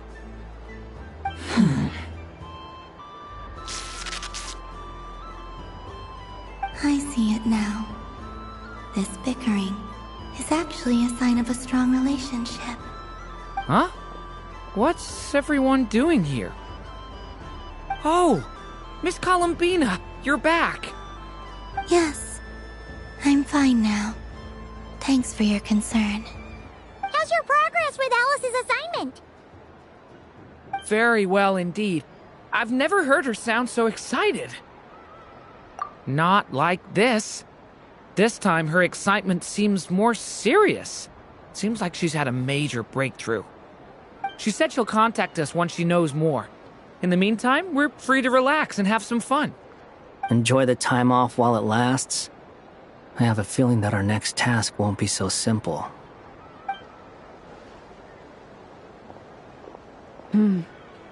I should go.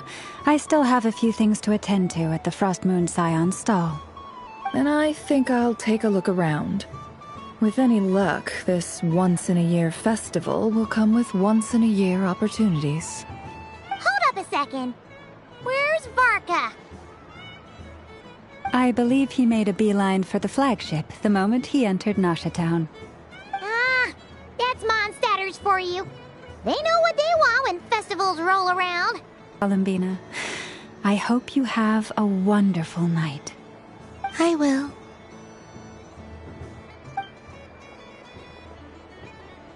Well, in that case, don't just stand there.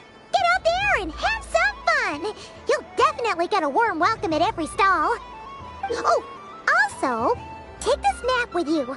It's a guide to the festival.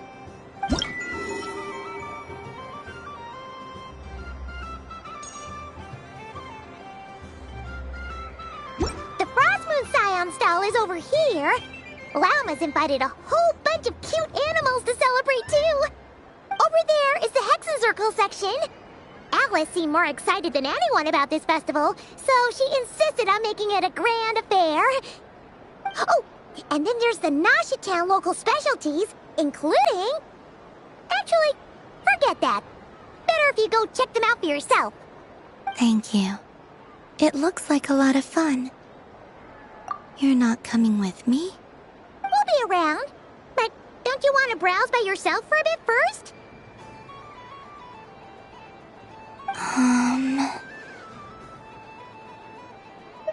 Yep. If you find something you like and want to try it out together, just give us a shout. We'll be right with you. Otherwise, just relax and enjoy yourself. There's so much on offer, so try to experience as much as you can. And don't forget to stuff yourself with all the delicious festival food. All right then. Off I go. Where should I go first? This must be the mage's stall. It feels like I've entered a fairy tale. Ah, how lovely.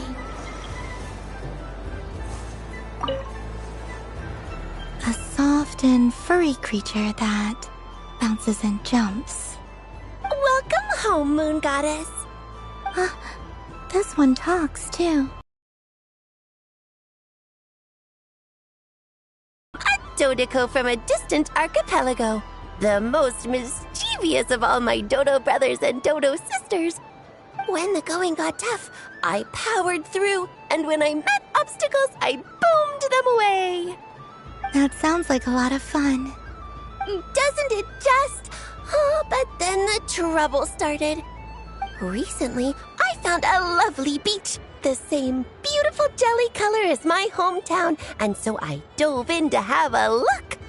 Only to find it overgrown with seagrass and nasty little spiky fish everywhere, looking to turn me into a Dodoko kebab.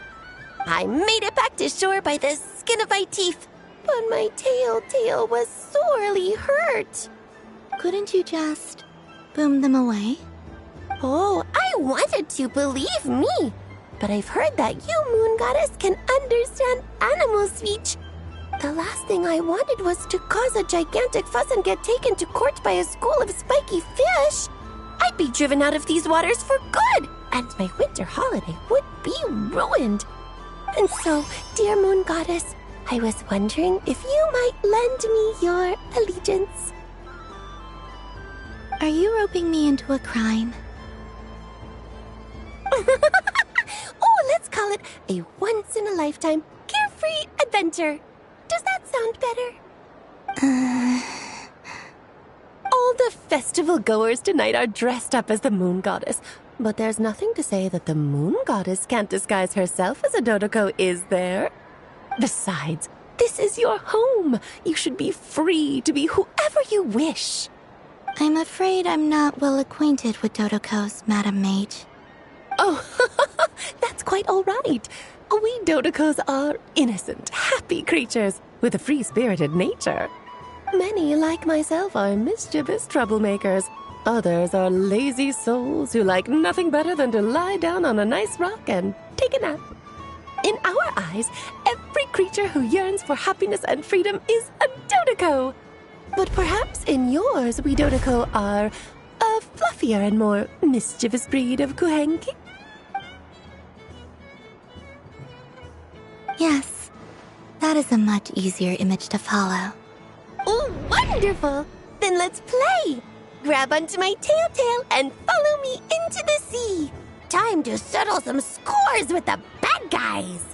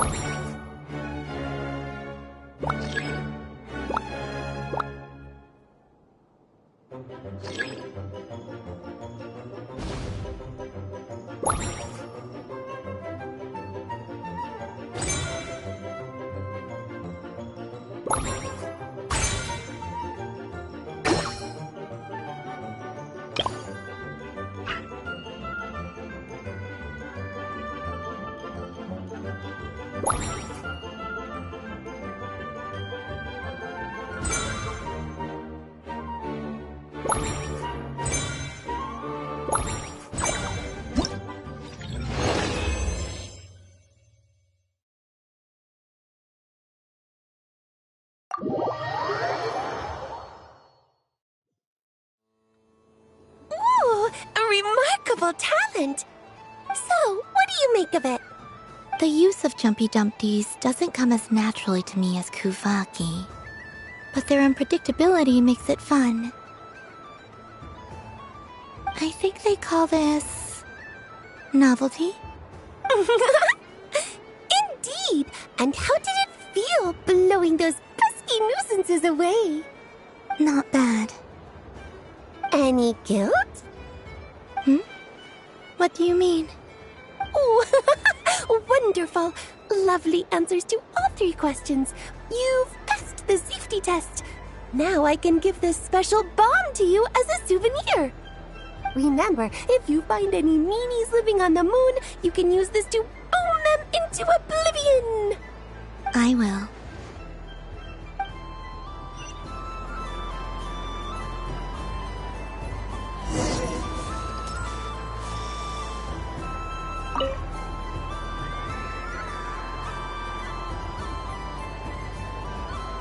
I wouldn't say it's unfair, exactly.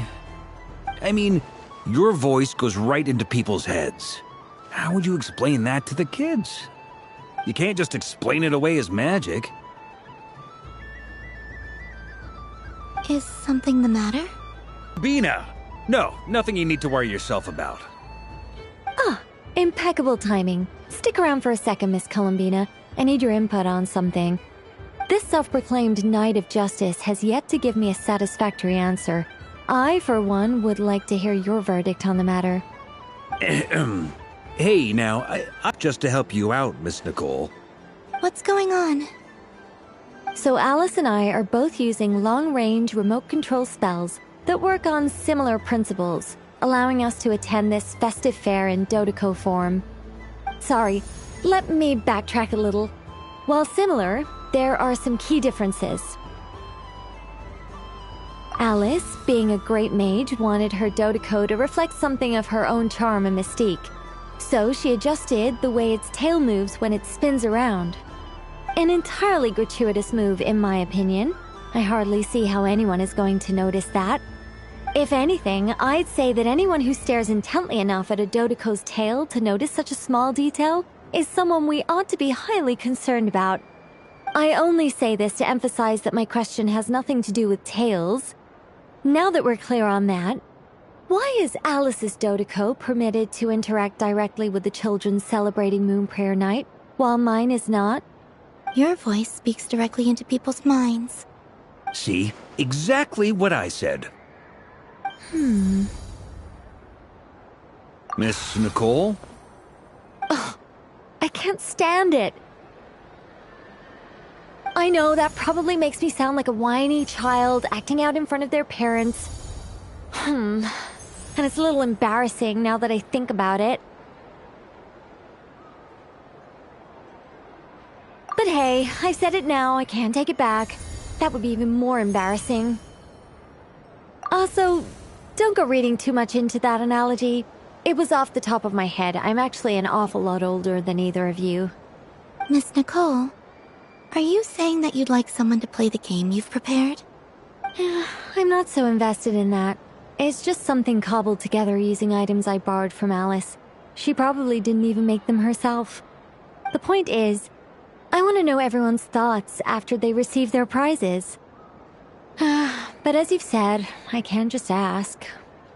I've been biting my lip for so long, and I've had no one to vent my frustrations on. I thought this was going to be a nice, straightforward festival where I'd get the chance to guide people to treasure. Well, can I play? I can't guarantee that I'll win a prize, but... You will? I'd like to try. Then what are we waiting for? Let the game begin! It's like they forgot I was ever here.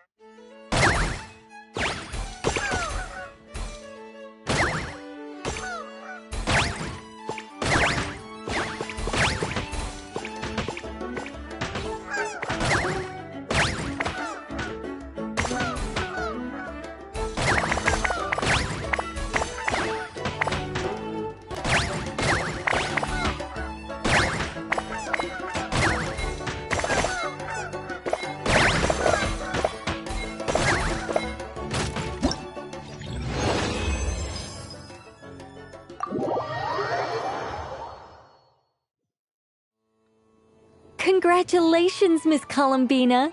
With your great wisdom, you have overcome every obstacle in your path and conquered the great challenge posed to you by fate. Fate? Well, something to that effect. If you'd prefer something more poetic, it could be the icy winds or the dawn. Anything you like, really. You could even go with the challenge posed to you by Dodeko, if that's what you're into. Anyway, you can take or leave my suggestions. Moving on. All my hopes are now resting on this. Can I open it now? Stop teasing me. Please, I'm begging you. No more talk. Just open it. Wow. What a lovely sculpture. Classic and cute at the same time. Thank you, Miss Nicole. I'll always treasure it. There we go. Music to my ears. You have my sincerest gratitude, Miss Columbina. Thank you for sharing your precious time with me and fulfilling my wish. Don't mention it. You've all done much to help me. And still, I'm the one receiving all these gifts.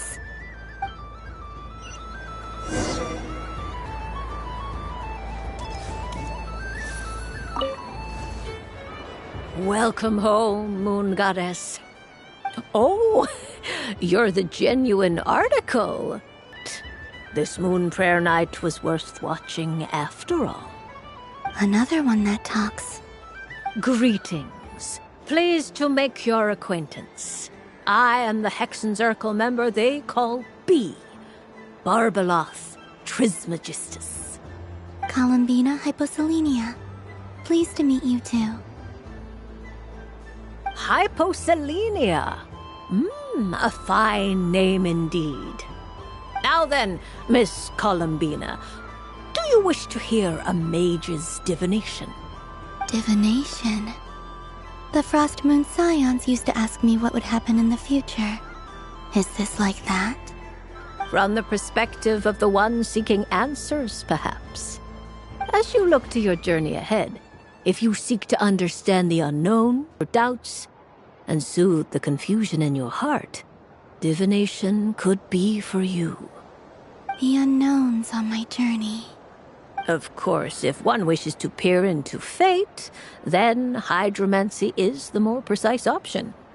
But that is a complex affair, and to relegate that majestic art to the status of a festive amusement would seem somewhat uncouth. Besides, it is sometimes better to not know fate with great certainty. Hence, I shall use the suitably festive Luna Arcana to tell your fortune instead. It is more popular with the youth in any case. Lunar Arcana. Indeed. Unlike hydromancy, this will only display possibilities and trends.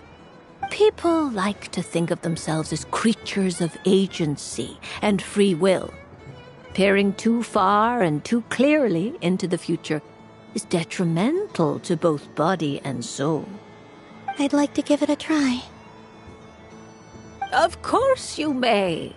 Come then, take a seat, Miss Columbina. Before we begin, are there any specific questions you would like to ask? Let's stick to general possibilities and trends, like you suggested. Ah, very well. Now, try to relax. Cast your mind upon the things you have experienced and the things you are soon to experience. I will shuffle the deck. Would you like to cut the cards yourself?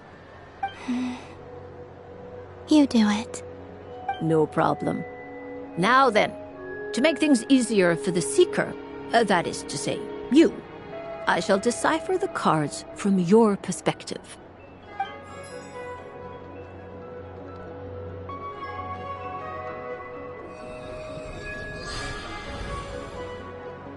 Please, draw the first Lunar Arcana. This represents destiny and is the foundation for the divination as a whole.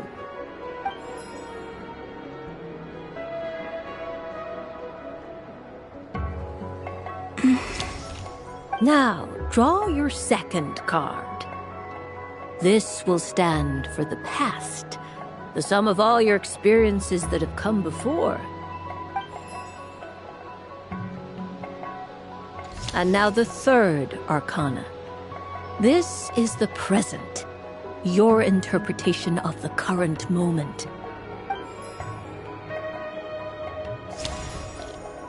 Finally, the last card.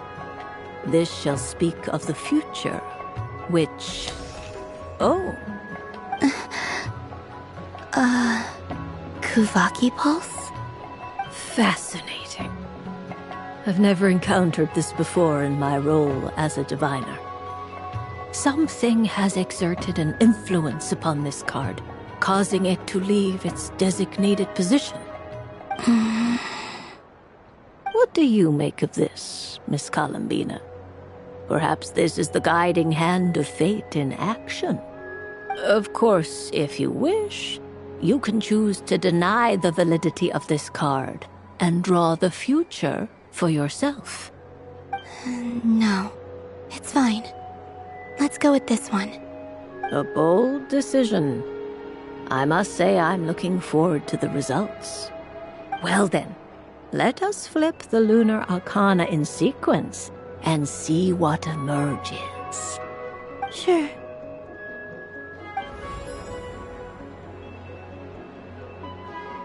First, destiny.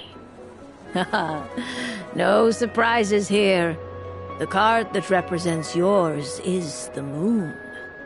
The moon. Indeed. The moon can represent the truth at some times, but deception at others. False peace, destructive calamity, and the world-changing power that lies within. When the moon is placed on the destiny tile, it indicates that your destiny is not what it may appear on the surface.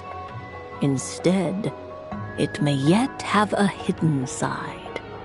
It symbolizes a journey through the fog, fraught with uncertainty and deception, where one must face inner challenges head-on. I don't understand. Patience, my dear. This is but the first card, which serves as a basis for the interpretations that follow. Our divination will only grow clearer from here on out. Now then, flip the second card, the one that speaks for the past.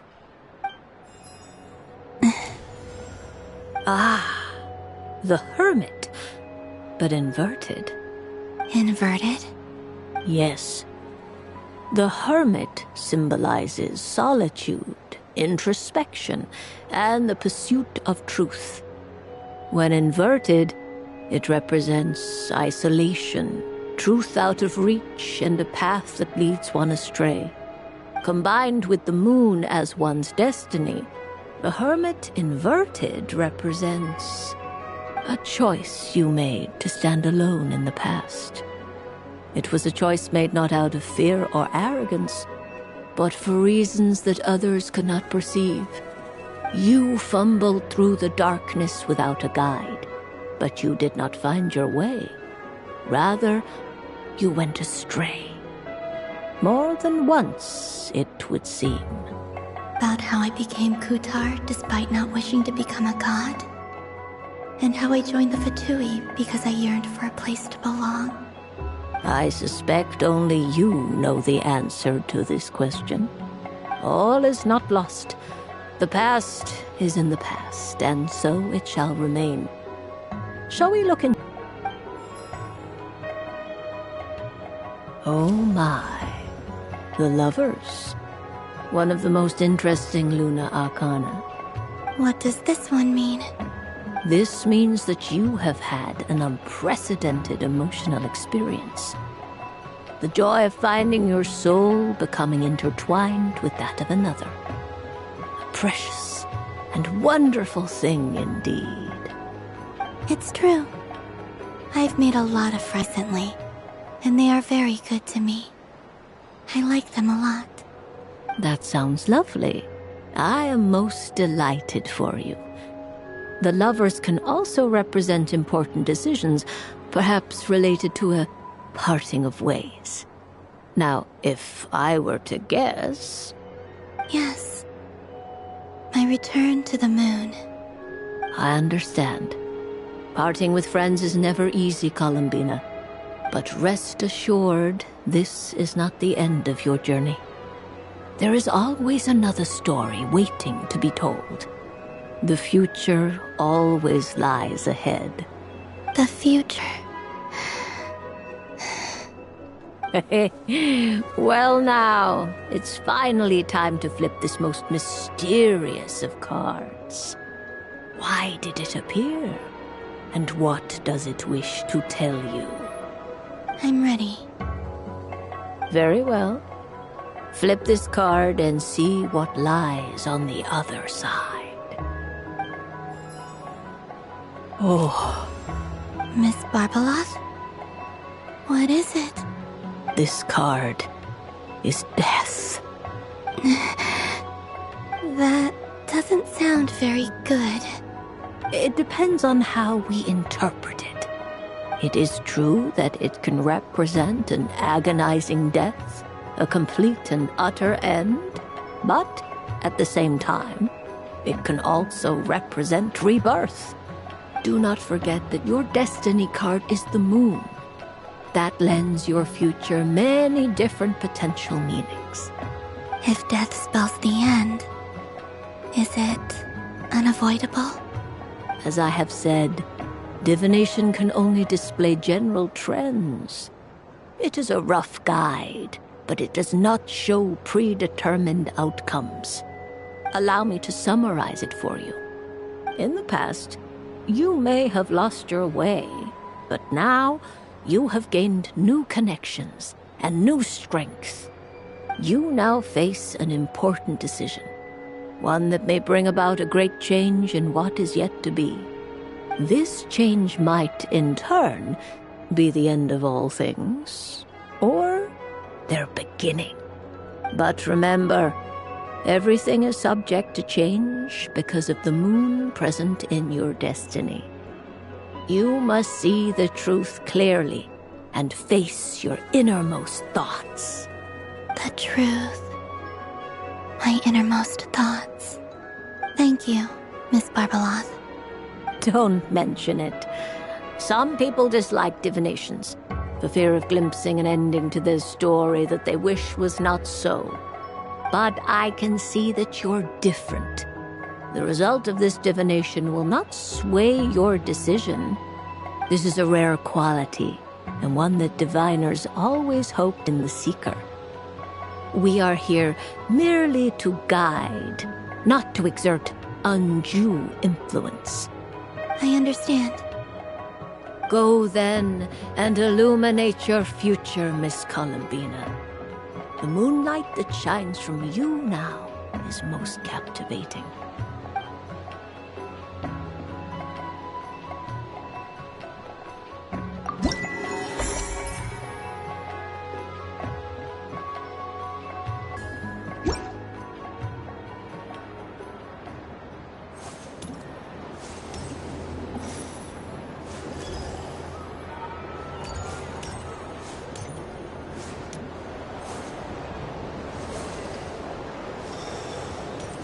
So this is the Frost Moon Scions area. It feels very familiar. Wow, the Frost Moon Scion stall looks kind of plain, but it's pretty cool once you get into it. I don't go to Hisi Island much, but it's got that, like, old world cultural feel. And if culture means we get more festivals, I'm all for it! Hello, Yahoda. Columbine... hello, Moon Goddess?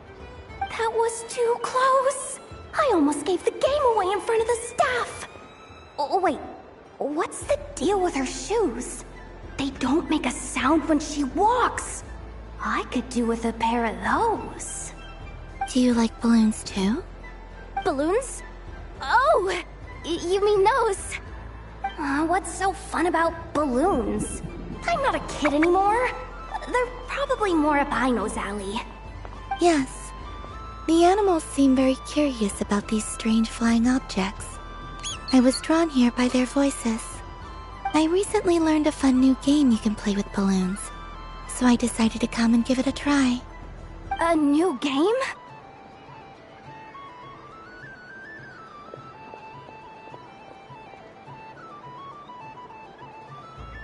Hello. Welcome home, Moon Goddess. Here to buy some balloons? Yes. Could you give me a few that haven't been inflated yet? Are you sure? I guess it's not a problem, but... Yes, please. Thank you. Uninflated balloons? But those are just little rubber pouches. What does she want with those?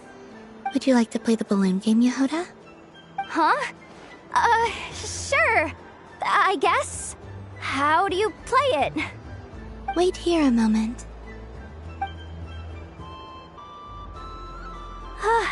Oh.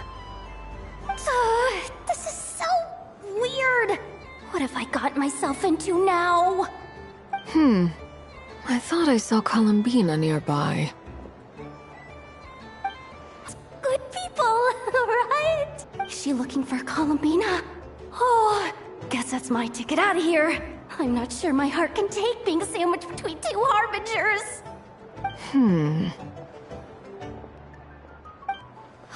Which stall is she checking out? Oh, it's that other Frost Moon Scion's one. Try on the headgear, see what it's like having antlers or animal ears for a day.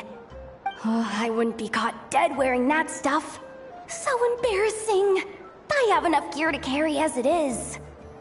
Wait, what? She put it on? How peculiar. This would take some getting used to. I wonder if this is what it's like for Lynette.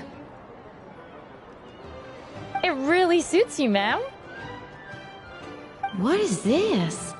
She was so intimidating a moment ago, but now, dang, she's really rocking those ears. How does she make them look so cool? I suppose I may as well keep them on for now. A festive experience. She's coming this way. How do you do, Miss Yehoda? Oh, jeez. Don't talk to me while wearing that thing. Where am I supposed to look? Oh, hey there. I'm looking for Columbina. Have you seen her? She just... Huh?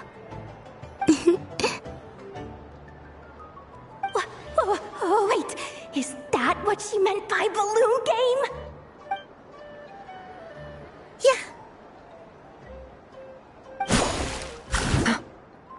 Huh?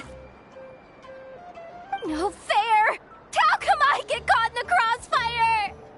An ambush from the rear? Is this a declaration of war, Columbina? Would you like to play too, Arlecchino? Seriously? Are they gonna start some beef right here, right now? Gladly. That said, I believe there is another who would like to join. Boss Nev! Thank goodness! You've gotta get me out of here! Things are kicking off big time! Hello there. I'd like 10... no, make that 20 balloons, please. Uninflated. What? Miss Moon Goddess, I hope you're prepared to pay the price for assaulting my employee. Welcome to the game, Nefer. Just to be clear, let's keep this a fair fight, okay? No strange powers, please and thank you. Naturally. Don't just stand there, Yehoda. Aren't you going to team up with me? Huh? Do I have to?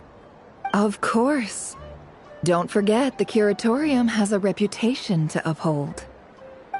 I knew something like this was gonna happen.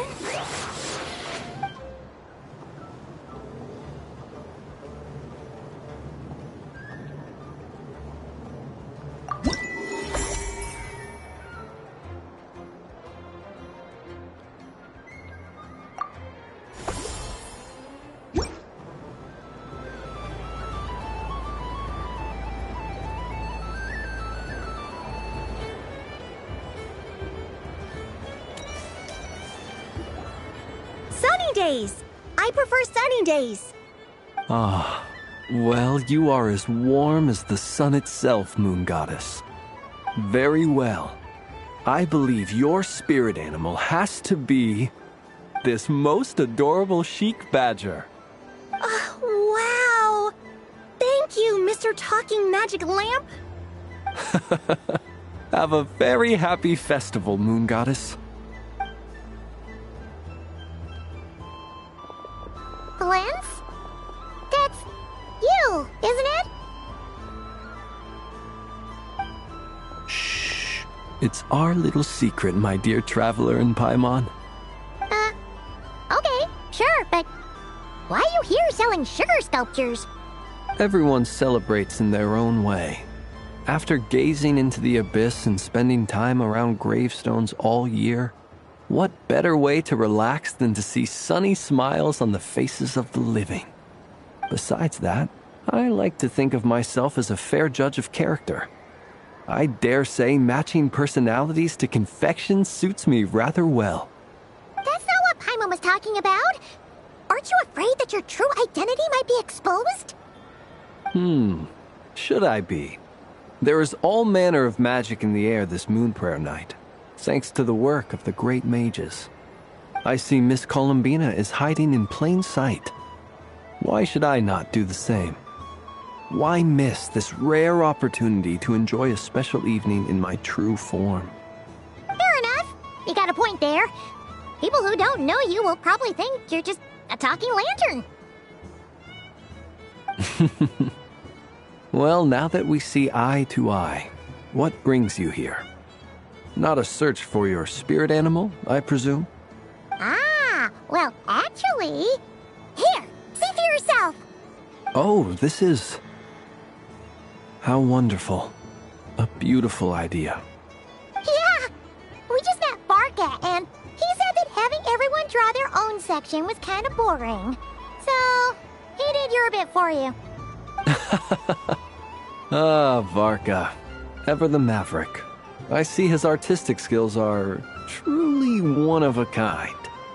In that case, I shall paint something on Mr. Albedo's behalf in a short while. What? Why not now? Ahem. Welcome home, Moon Goddess. Phew, that was close. Hello, Flins. She recognized you right away! What keen eyes you have, Miss Columbina. Especially considering they are shut. I did not see you. Rather, I sensed you. I can sense the fluctuations in Kuvaki all around me. One would expect no less of the Moon Goddess. Might I interest you in some candy? Yes, please. Excellent. I shall make some for you right away. Something the matter, Miss Columbina? What about my spirit animal? All the other children carrying sugar sculptures are talking about it. Wait, is she taking the test seriously? Ah, my apologies. How could I neglect that? You are quite right, Miss Columbina. Every one of us has a magical creature living in their heart. Would you permit me to help you find yours? Yes, please. Do you prefer the day or the night? Night. Which of the 4 seasons is your favorite? Winter. Think of a perfect day. What is the weather like? Rainy? Or perhaps cloudy? Rainy in the morning, sunny at night. What kind of answer is that? Forests, lakes, and open seas. Which do you prefer of these? I like them all. Imagine you opened your very own shop. What would you sell there? Moonlight, I think. Wow! Paimon would totally shop there. It wouldn't cost anything. You'd just need to visit. Aha! I believe I know what your spirit animal is. Here, for you. Oh, it's a Kohenki! Indeed. A free-spirited being with a deep love for all things here in Nodcry, who selflessly lends her aid to as many people as she can reach. It is the perfect fit for you, Miss Columbina. Thank you.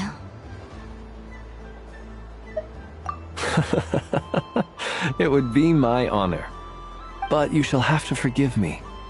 We have known each other for quite some time. I doubt there is any answer I could give that would come as a surprise to you. So instead, would you accept this sugar sculpture as a token of our friendship? It's a lantern. Hey, why don't you two go enjoy your candy over there? Paimon wants to try out this spirit animal thing too. Right, Flint's? Come on, play ball. I got this drawing done. But I want to hear Paimon's answers. But it'll probably take ages. Paimon's a complex soul. And we don't want your candy to melt while you wait, huh? Oh. Okay then.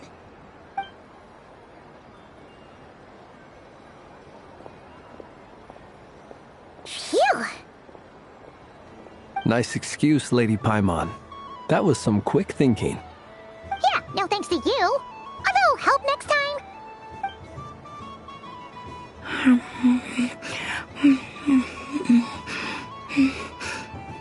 It's sweet. Is that Lockaberry? I wonder what flavor the traveler got. This way, this way! It's the candy-selling lantern! I'm coming! Of course. Traveler, maybe we can share? Yes. I found out recently that people share their food sometimes, so I'd like to try it. Or is that a no? Thank you.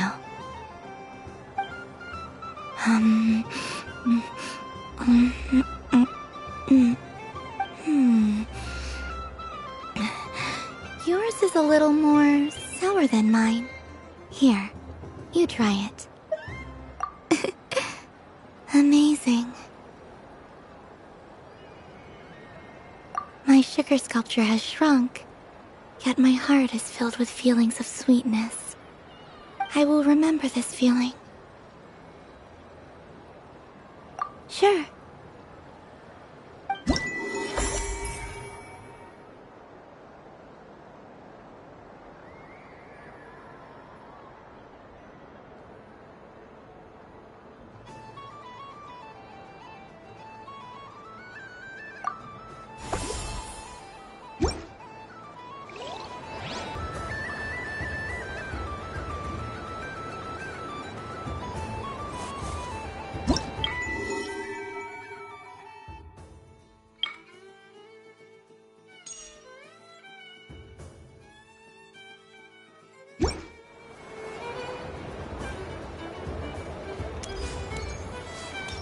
What's this?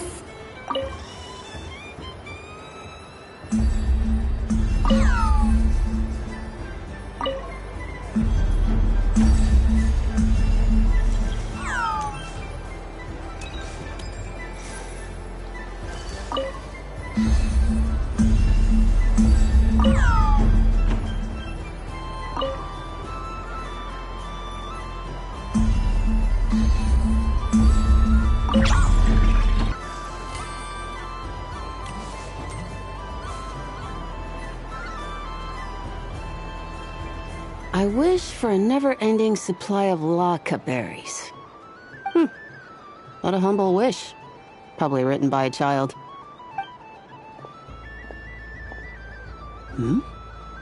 Is that Llama the Moon Chanter?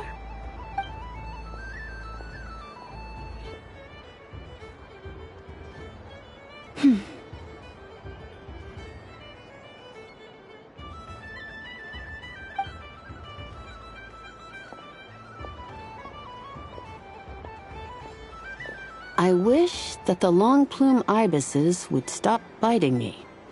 Oh dear, poor Llama. All right, I'll write that one down for you. I got it. While everyone else is celebrating Moon Prayer Night, you're as busy as ever. I don't mind. It's rewarding work. A good kind of busy. My antlers are at their heaviest tonight, and the Kuvaki waves are especially strong.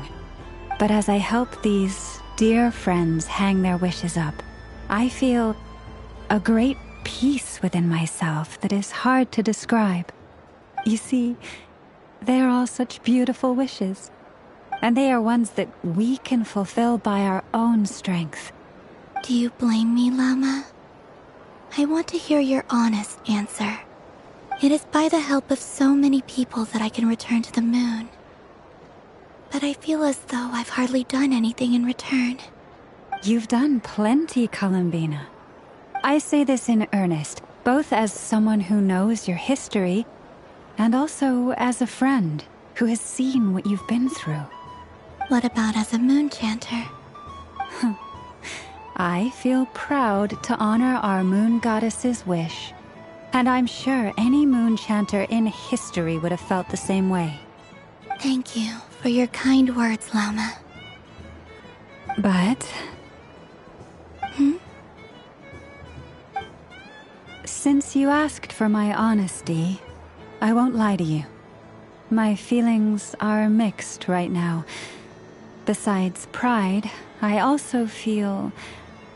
I suppose it's a reluctance to let go.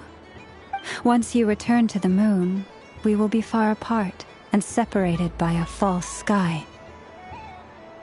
I'm sure those of us left behind will gaze up at that sky, yearning for the moon once in a while, just as you used to do.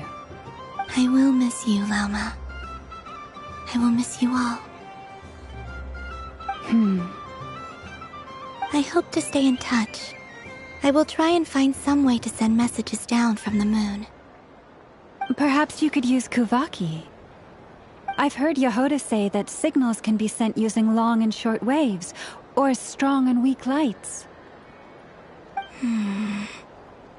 That sounds a little complicated. What if we forget what the signals mean?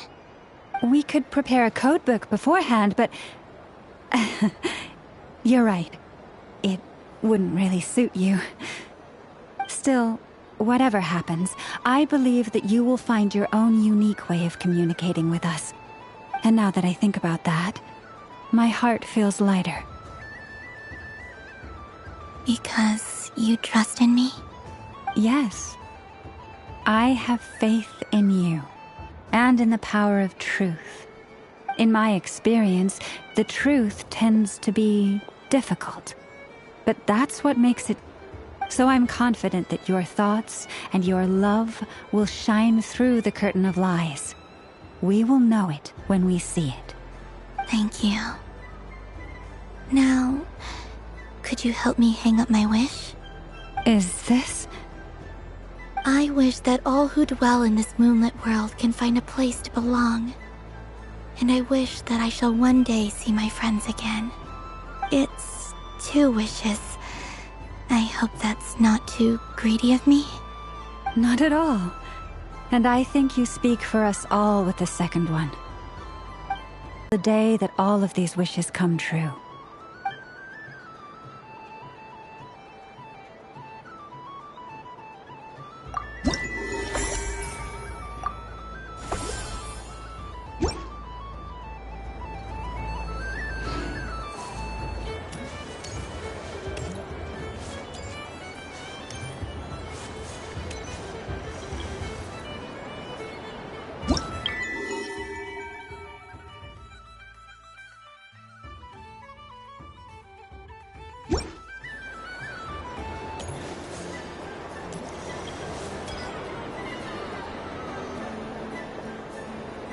Dodoko's Whirligig! Come check out Dodoko's Whirligig! Ah, welcome home, Moon Goddess. Might I ask what this is? Ah, it's a very special amusement sponsored by the great mage herself. Ride on a soft and furry Dodoko and embark on an unforgettable adventure. I say that, but I'm just following a script here. Who is this mage, anyway? And what the heck is a Dodoko? I'd like to ride. No problem. But, are you by yourself? Is that not okay? Oh, no, it's fine. It's just that each Dodoko can accommodate 2 passengers. Would you like to bring a friend along? My friends... That should do it. Now, we just need to get everyone else to draw something on it too. But we gotta keep it a secret from... Traveler?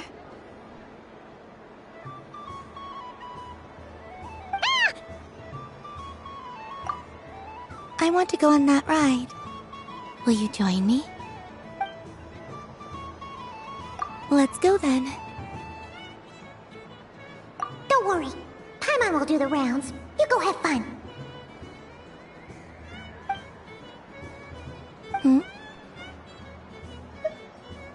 All right. I think we have to wait in line over there. Please take your seats. For safety reasons, you mustn't try to leave the ride before it comes to a complete stop. All right, you're all set. I wish you both a wonderful journey.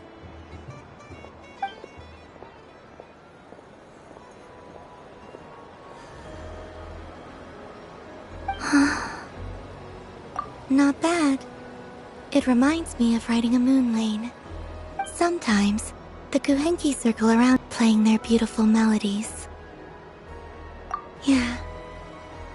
I'm going to miss them.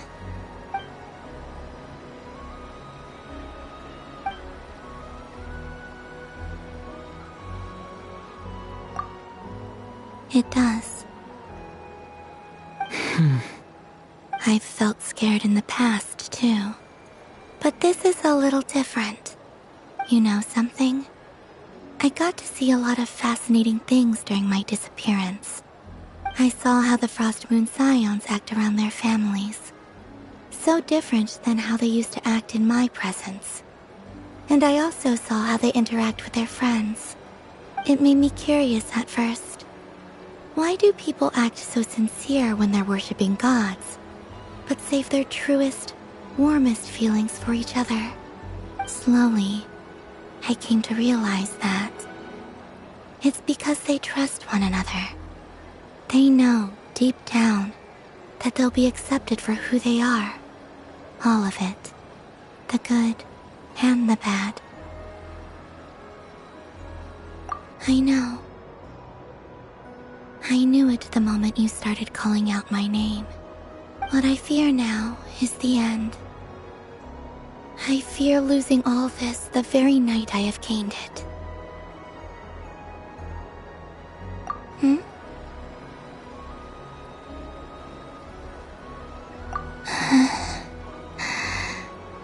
Thank you for this conversation. Thank you for listening to me. Don't worry.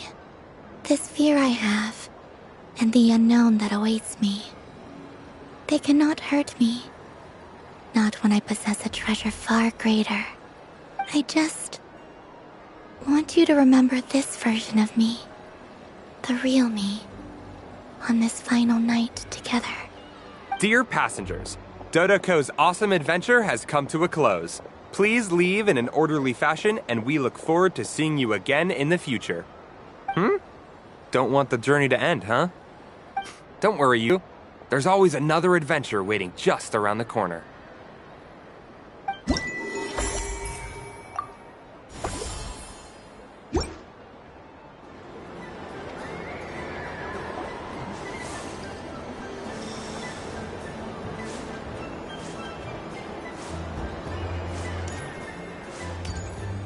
There are so many attractions here. Since I rarely get out, I might as well make the most of it.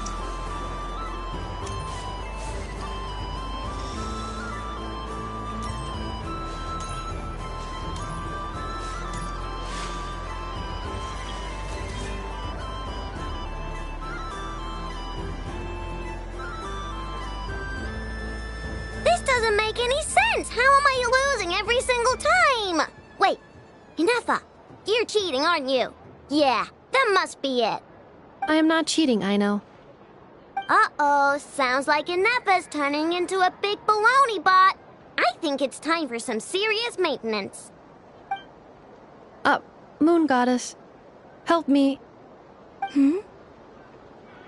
Miss Columbina, Aino is attempting to cheat.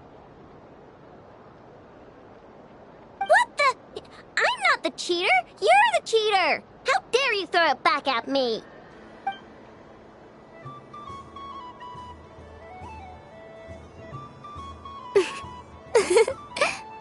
Alright, fine. Let's all laugh at Aino.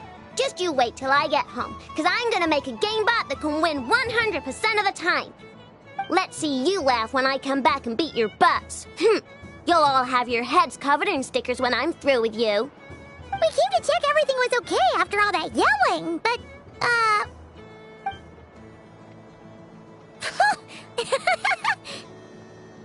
Whatever it is, it sounds like cheating is allowed. Kuhenki concentration. Each player starts with differently colored kuhenki. Each round, they draw one kuhenki from their opponent. When a player has two kuhenki of the same color, they make a pair and can be discarded. Any that can't form a pair must be kept. The round ends when a player can't form any more kuhenki pairs, and that player gets a sticker.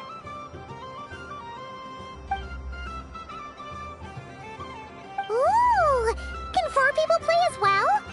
That is fine, so long as the turn order is fixed beforehand. Alrighty then. In that case, the 2 of us will join as one team. Okay, but if you lose, you're both getting stickered. I don't want to hear any excuses. Sure. And if we win? If you win, only one of you gets to sticker someone else. I have taken to calling this. I know logic. Hey, lay off me, alright? Okay, so we're starting the game from scratch again, which means all my stickers so far don't count. Looks like Luonatar is the Kuhenki of honor for this game. Anyway, let's go clockwise, starting from Inefa.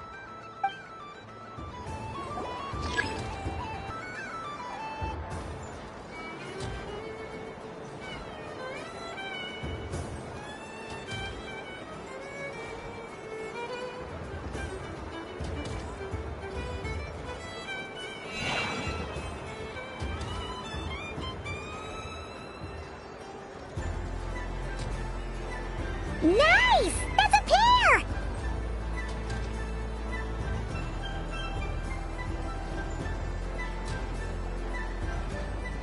Go, go, fly!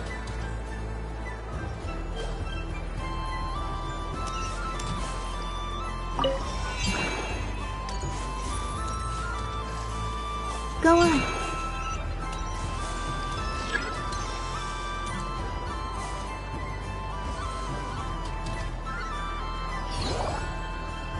I have a pair.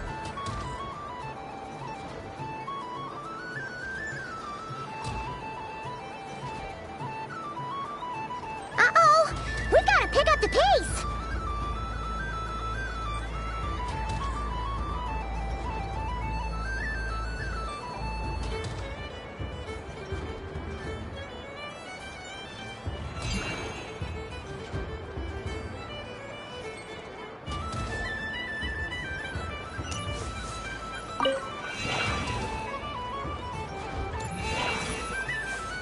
I win.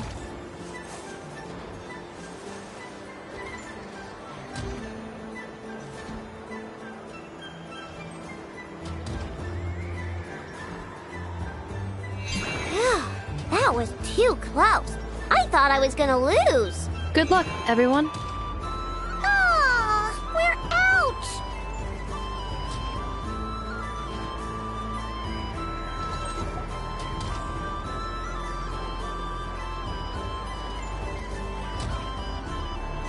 Let me pick a good one. What's it gonna be? You're looking very pleased with yourself there. What happened to being a huge Grumposaurus? I won. Duh.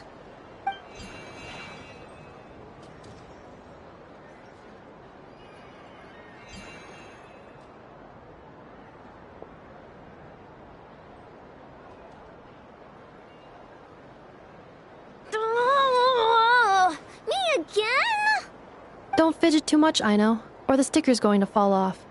I don't care. If it falls off, it falls off. If a pair of Kuhenki get discarded, why not a pair of stickers? Huh? Huh?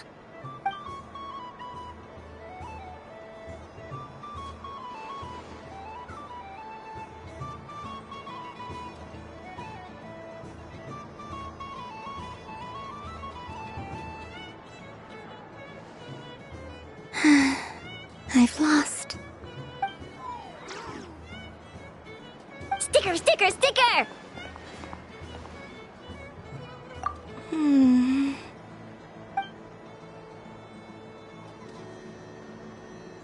Cute! You think so? Shame. I can't see it for myself.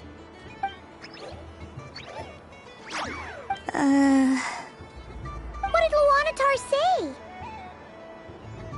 She said it looks so cute that she wants me to lose a few more rounds.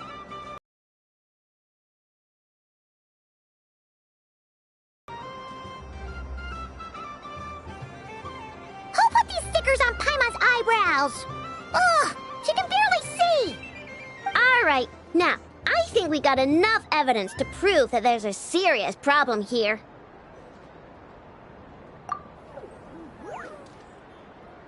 Yes, I agree as well. The culprit is... Inefa! Culprit? What did I do? Quit acting dumb, Inefa! You're not wriggling your way out of this one. I've been watching you. Not only did you remember whose side Luanatar started at, but every time someone drew a Kuhenki, you were logging it and calculating every last possibility. Which Kuhenki pairs were gone, who had what color Kuhenki in their hand, even our facial expressions. You were keeping track of it the entire time. Exactly! What Aino said! Putting aside the fact that running calculations is not against the game rules, do you have any evidence to support your allegations? But that's not against the rules either.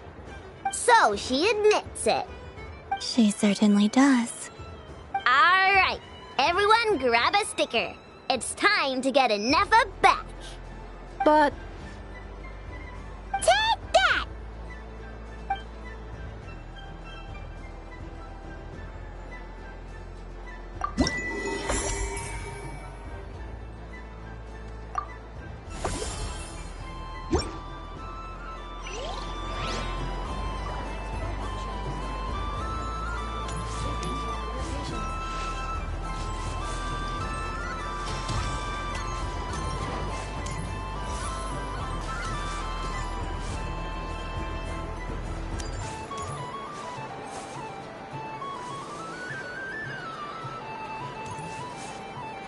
Moon Prayer Candy! Beautiful, tasty Moon Prayer Candy!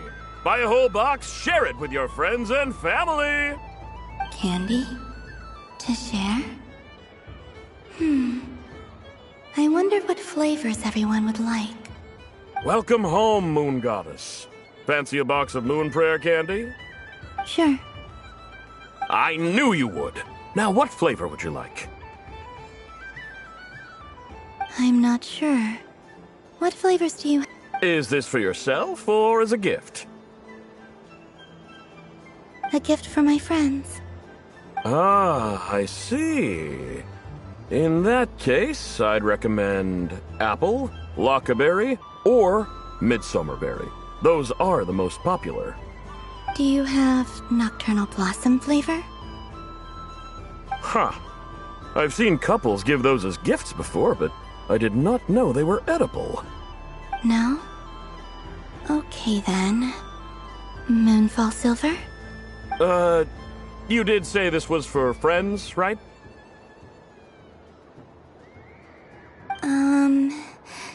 Maybe smetana then. Hey, now that's a creative idea! I've never tried it before, but if you're happy to wait, I can see about whipping up a batch on the spot. While we're at it, you got any other ideas?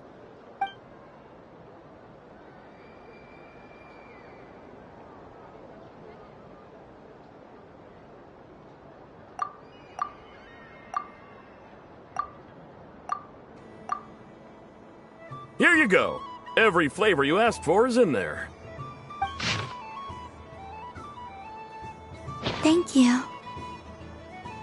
Haha, I should be the one thanking you! You brought me a whole bunch of new business. It's like a genuine blessing from the moon goddess. I hope you and your friends have a lovely night.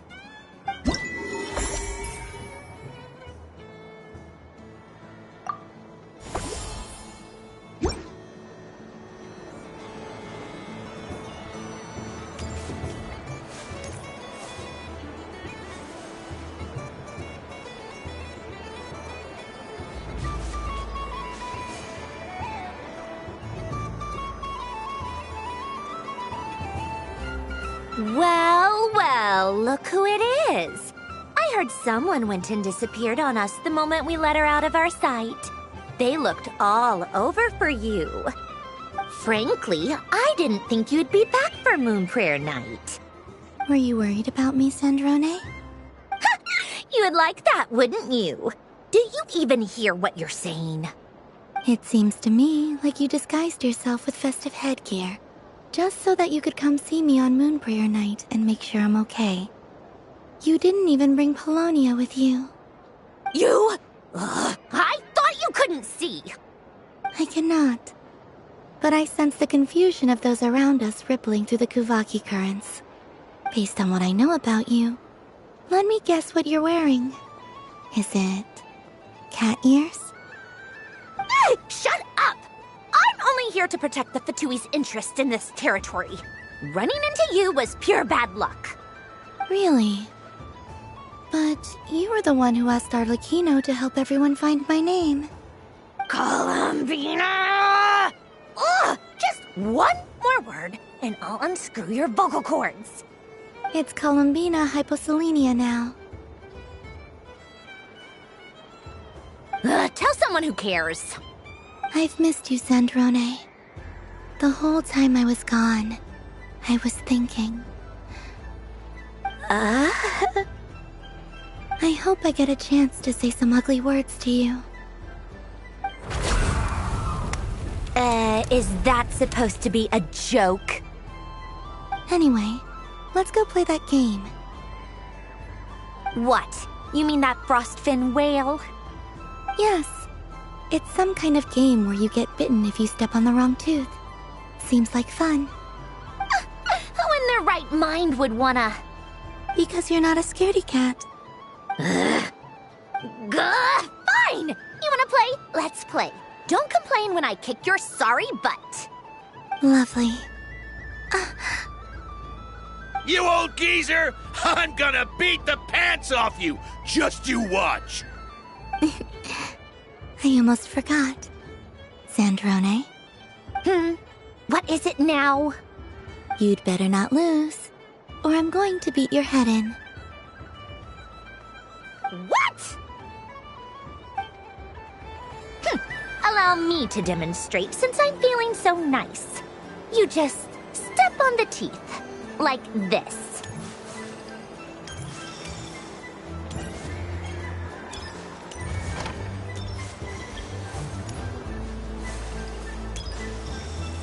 Which should I pick?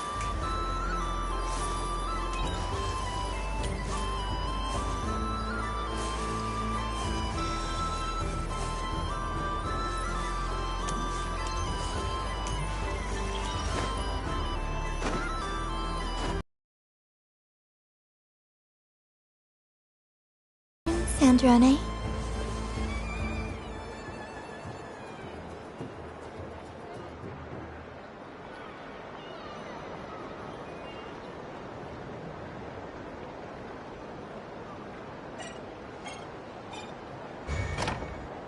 Don't come crying to me if you get bitten.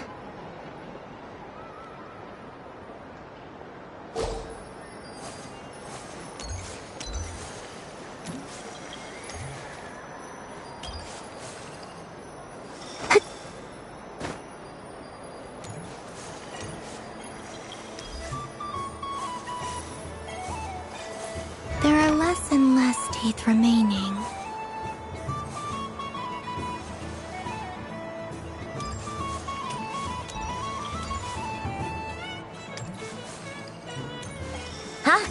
that noise?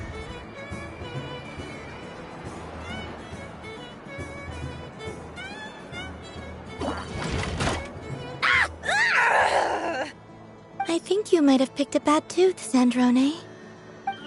Shut it! Do you need any help? It seems like you're stuck. No! It's just a blasted toy! How is its grip this strong? Stop laughing! All right. Well, you lost. So just like I promised. Hey! What are you doing? Are you seriously? Hiya! Why, you... Oh, just you wait! Rematch! Are you all right, Sandrone? That was quite a strong bite. Are your clockwork parts? Quit your fussing! I don't need it! All right. I'll go first this time.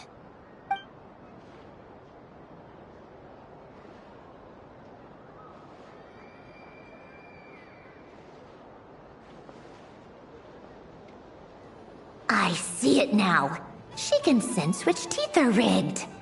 So I just need to avoid the same ones that she does.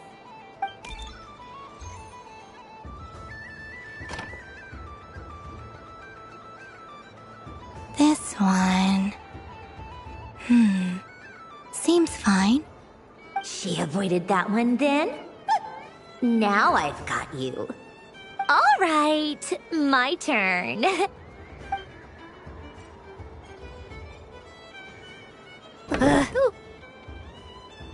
What? Looks like you lost again, Sandrone. Wait! There's more than one bad tooth! Bonk.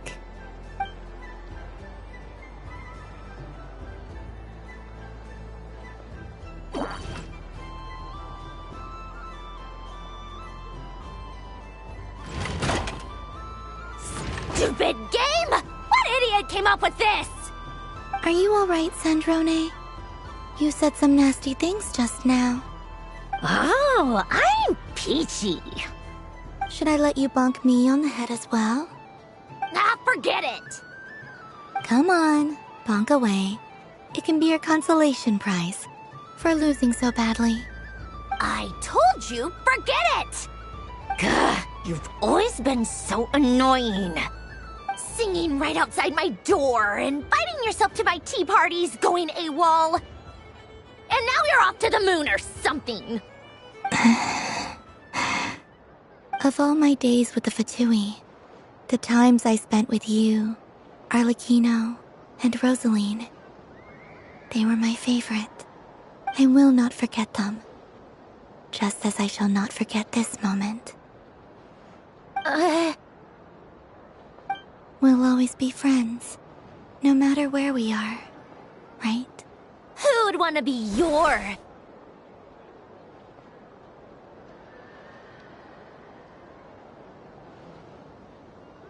I'll miss you, Sandrone.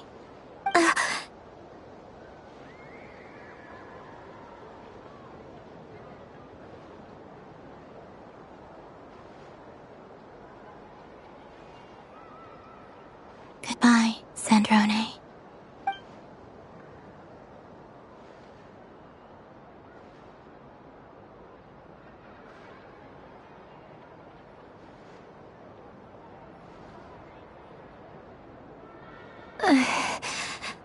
I'll miss you too, Columbina. Sorry, what was that? Ah! Ah! Yeesh! No need to freak out. What's wrong? We've been looking everywhere for you. What do you want? Oh, nice ears.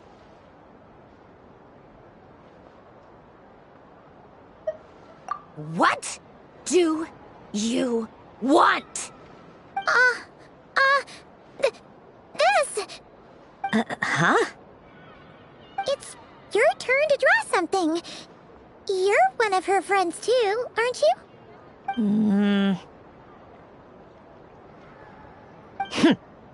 Doesn't know how lucky she is.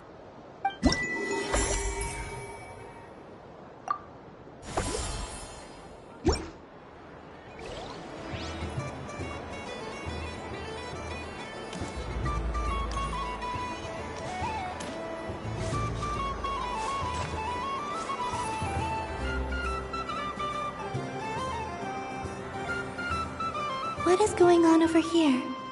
It looks like fun. Hold it right there! You can't run away from me, Moon Goddess. Are you talking to me? Of course. Do you see anyone else here dressed up as the Moon Goddess besides me and you? Hey, come on. Call me by my title. Happy Moon Prayer Night, Moon Goddess. And the same to you. Anyway, there's no time to waste. Get ready for the duel of a lifetime. Duel? Meet my partner, Stacko. Come on out, Stacko.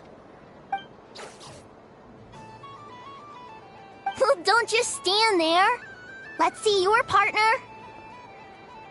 Partner?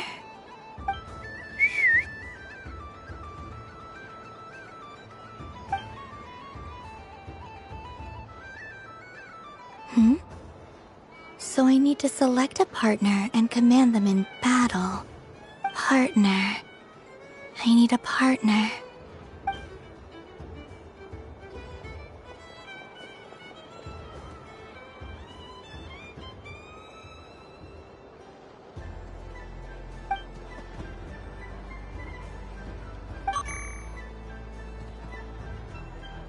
Whoa! Am I seeing things? Where'd you get a Kuhenki? They're super rare. That's great. But you can only bring one partner to battle against me and Stacko. No ganging up allowed. They all look so eager to be picked. Which one? This one usually lives in Nasha Town. She likes falling asleep to the sound of striking hammers. And I bet she's quite familiar with robots' weak spots.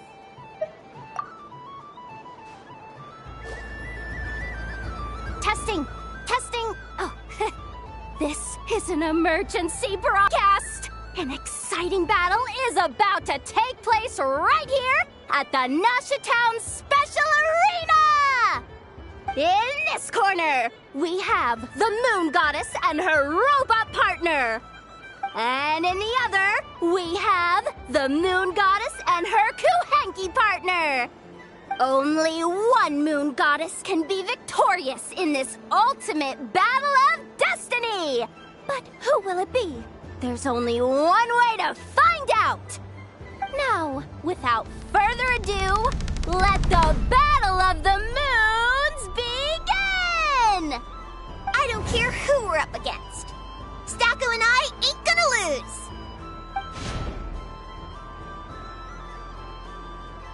Let's strike first. Stacko, formation shift. Ho ho ho! The robot has kicked things off with a change of formation. But how will this affect the battle? Nobody knows. Cautious play from the opposing team. This Moon Goddess has come prepared. Where will it go from here? Okay then. Stacko, maintain formation and enter your empowered state. Empowered state? There we go. Now we're talking. Absorbing the immense Kuvaki present on Moon Prayer Night, this lean, mean machine has greatly increased its offensive power. Oh, they chose defense, but Stacko's about to attack with full force. Too late? The battle is heating up fast. I'm about to start sweating machine oil over here. Go for it, Stacko. Set Kuvaki to maximum. Can their opponents withstand this blow? And what will this Moon Goddess do? Don't be afraid. Fight however you wish. It's a moon lane! A deft use of a moon And now it's spiraling around its foe in circles! 1 loop, 2 loops! The robot screen is bugging out! It's getting dizzy!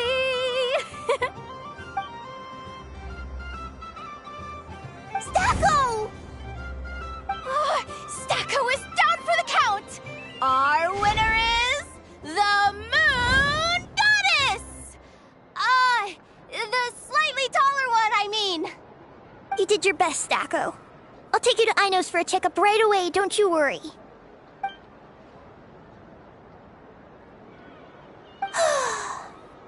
Well, you beat me fair and square, I guess.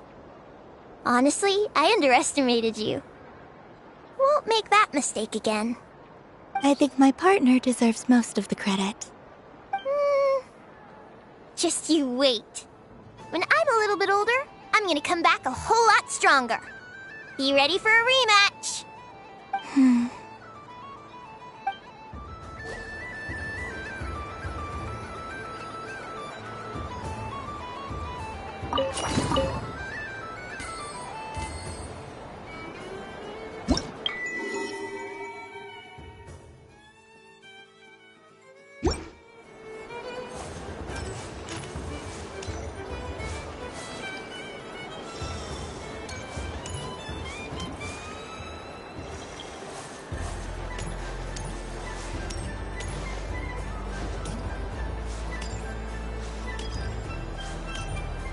The robot show will now begin.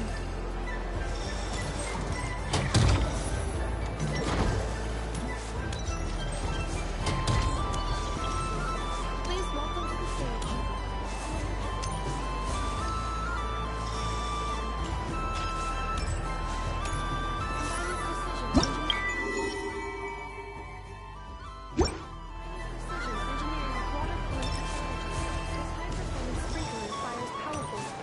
Balls of water for up to 14 seconds at a time, as well as providing accurate plant watering.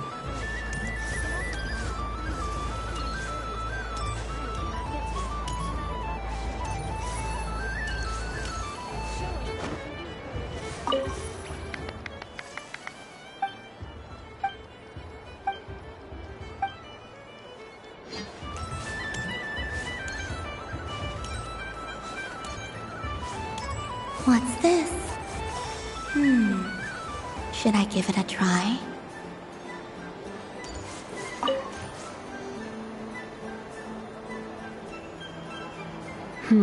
I don't have enough data. Need more samples. Who should I ask for help? Is this one of the amusements? Or is it a research project? Bit of column A, bit of column B. I'm currently running some synchronization tests on these bots. Basically, you need to press the button to help them successfully obtain the treasure. But you've got to time it right. I'll record your data, which will be used to improve the robot's accuracy. But, ma'am, I mean, Moon Goddess, don't you think you should take your eye mask off first? There's no need. I will be all right. Okay then. Whatever you're comfortable with. Great. Then let's begin.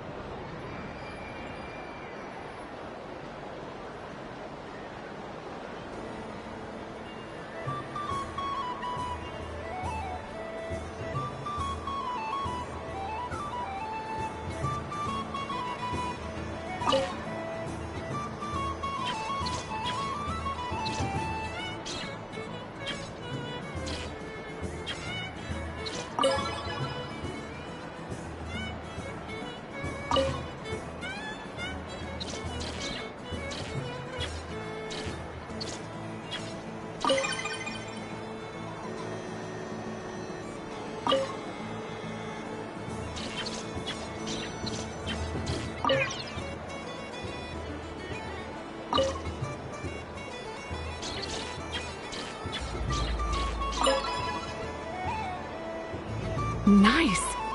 Data collection complete.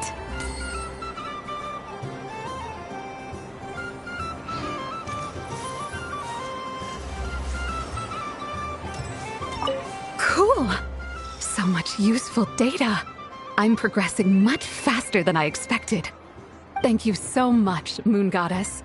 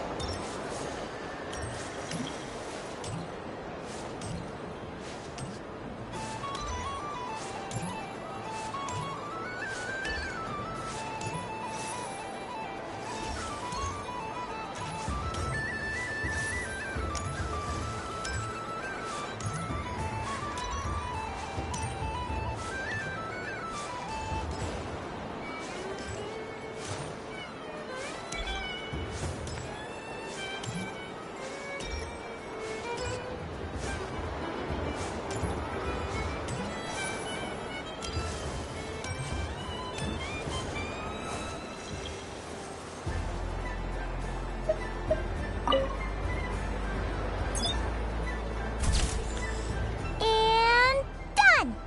Here, take a look! I think it looks quite funny. Well, Paimon thinks it's super cute.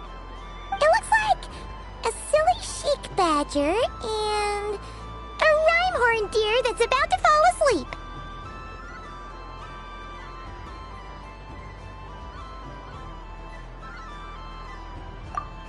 Get the attention of quite a few animals. Let's make room for them.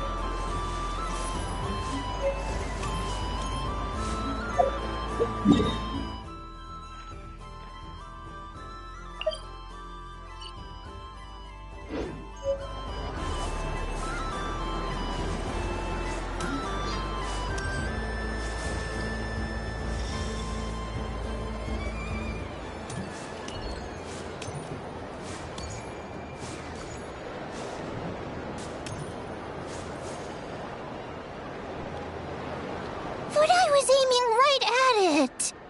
Aw, what a pity. I saw it with my own eyes. You were so close. So very close. That's not true! It dodged out of the way right as I was about to snag it! I'm sorry? You heard me! This paper frog can move! I swear! Dear, oh dear, what are you saying? How could a paper frog move?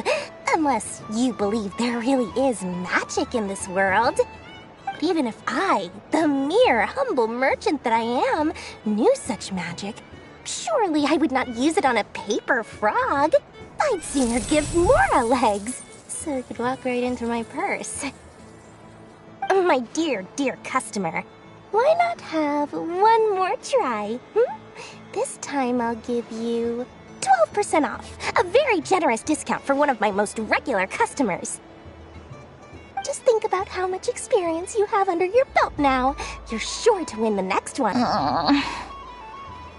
Darn, I used up all my coins.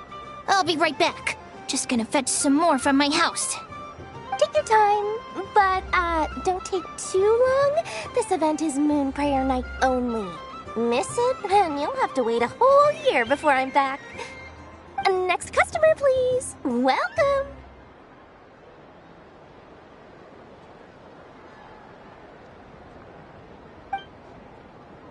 Hello.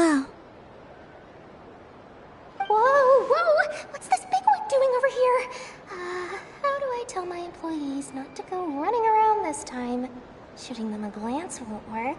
I haven't known them long enough. Dory? Why, hello there, Miss Columbina. Would you like to play my ring toss game? The rules are very simple, and it's easy to get the hang of. How much for a round? Oh, first time's free. Not a single mora. After that, well, we can cross that bridge if and when we come to it. But with your sharp skills, I'm sure you'll win all the prizes in one fell swoop. That was an obvious enough hint for them, right? Right?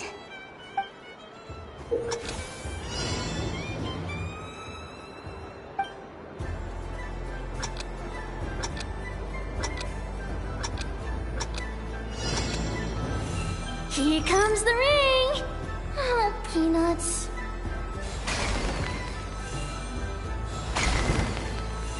Change tracks. Roselle, should we move or not? Just a tiny bit. All right, then I'll... Oh, sugar plums, not the clock hands. How do I move the legs again?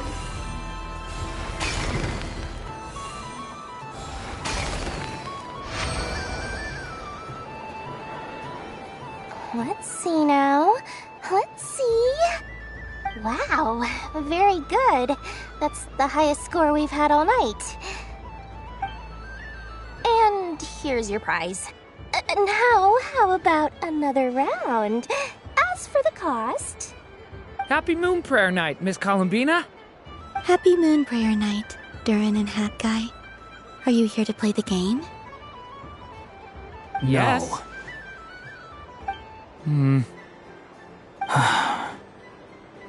You said we were just coming here to say hello. I did, but then I recognized a few more people as I got closer. Do my eyes deceive me? Is that...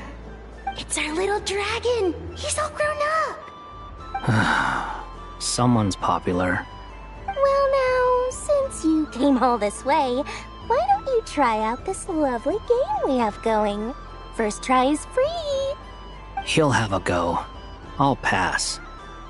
It's only one free try per customer. You can't give your try to him. I'm aware. How has Elder Almond been lately? He's in great shape. He goes for a run in the forest every morning to stay fit and healthy. He tried to go boat racing with Firecracker a while back, but he couldn't even make it onto the Lotus Leaf. Firecracker was in fits of laughter. How about you, little dragon? Can you still fly? Yes, I can. But you've become less chatty. Has growing up been tough on you? We call that maturity. You know, the thing people sing about. The knight wields a sword of stone to defend those hearts that are made of gold. Stone is very heavy. That's what keeps him from talking too much. That's awesome! I want to be a knight when I grow up too. Ring, here I come! Ha! Oh, the hat-wearing man. I never thought I'd see you again. You seem more determined than when I saw you last on the train. If you say so. Oh, I do say so. The people you once helped see it clearly. It's because you are once again on the right track. May the engine in our hearts propel us to the station of our dreams. I can move! I can move now, Roselle! What are you doing, running into the rings like that? You got them all so quickly! I've never seen anything like this in all my travels! Is this guy actually an old friend of theirs? But how? They're origami animals and clockwork people from a fairy tale! Getting to know them would be quite an arduous task, unless they share a hometown? I have to get to the bottom of this. Next time I see the Great Mage Alice, I shall demand answers! Thank you, Dory. I had a lot of fun. So, now for your prize. got it. Give me a moment to dig it out. Oh, sweet grand prize. How I wish I didn't have to let you go. Good thing I've already turned a profit from the customers earlier in the night. Otherwise, I'd have wasted all my hard work. Okay, I'm back. What? I leave for 2 seconds and someone's already claimed the grand prize? Oh, well, these things happen, you know? Perhaps you'd be interested in one of the other prizes instead. We've got all kinds of wonderful Is this the thing you wanted? Here, you can have it. Huh? But... Don't worry about it. It will be happier with you. Oh, thanks so much, miss. Moon Goddess. Oh, goodness gracious, Columbina. Give me strength. How am I supposed to make any more money from this child at this rate? Daddy, look! That's the game I was telling you about! Forget it. She is the Moon Goddess after all. I'll think of some other way to swing this. Maybe I can try to hook this new kid. Huh? Oh, someone already won the grand prize. You can take mine if you want. What? Why? Why are all these bleeding hearts coming here to ruin my business? Happy Moon Prayer Night, everyone. Happy Moon Prayer Night.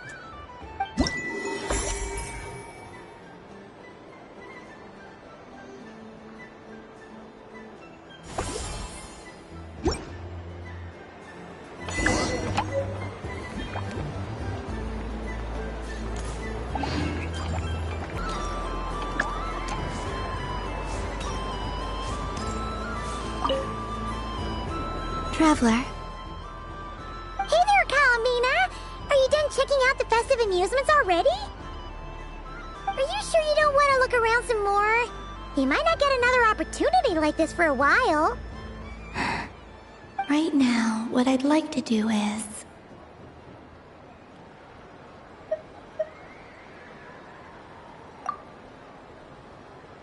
Oh! Candy for us? Thanks a bunch, Calamina. Don't mind if we do. Whoa! This one's intense.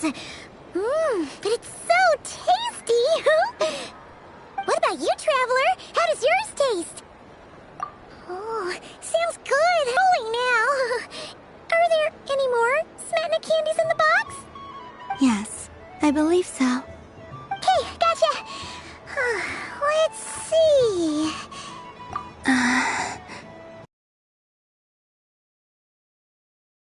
This one, and yep, this one looks right too. Okay, that's 3. Here we go. 1 per person. It's so sweet.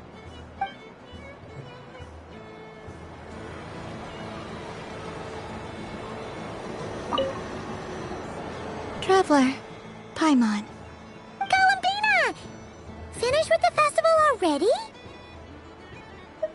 Really? You're sure you don't want to have a little more fun out there? Yes, I am sure.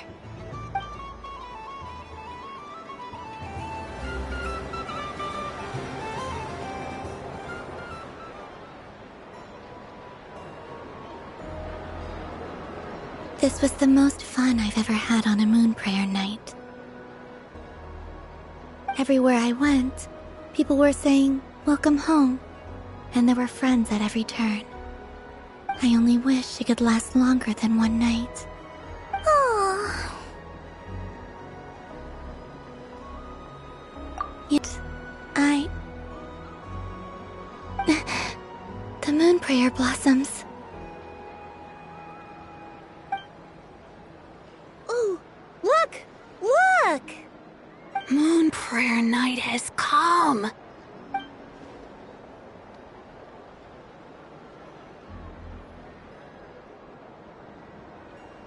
The moon. It's so beautiful. Happy Moon Prayer Night, dear. Moon Prayer Night!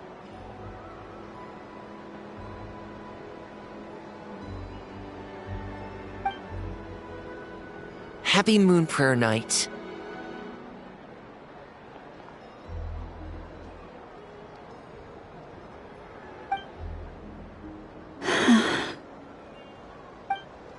Aww. Huh.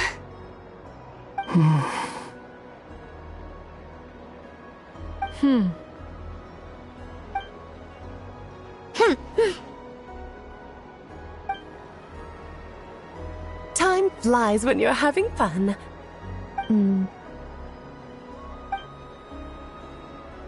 Oh. Looks like the time has come. Columbina. You're heading off, then? Yes, to the ruins you mentioned. And from there, back home to the moon. Wait!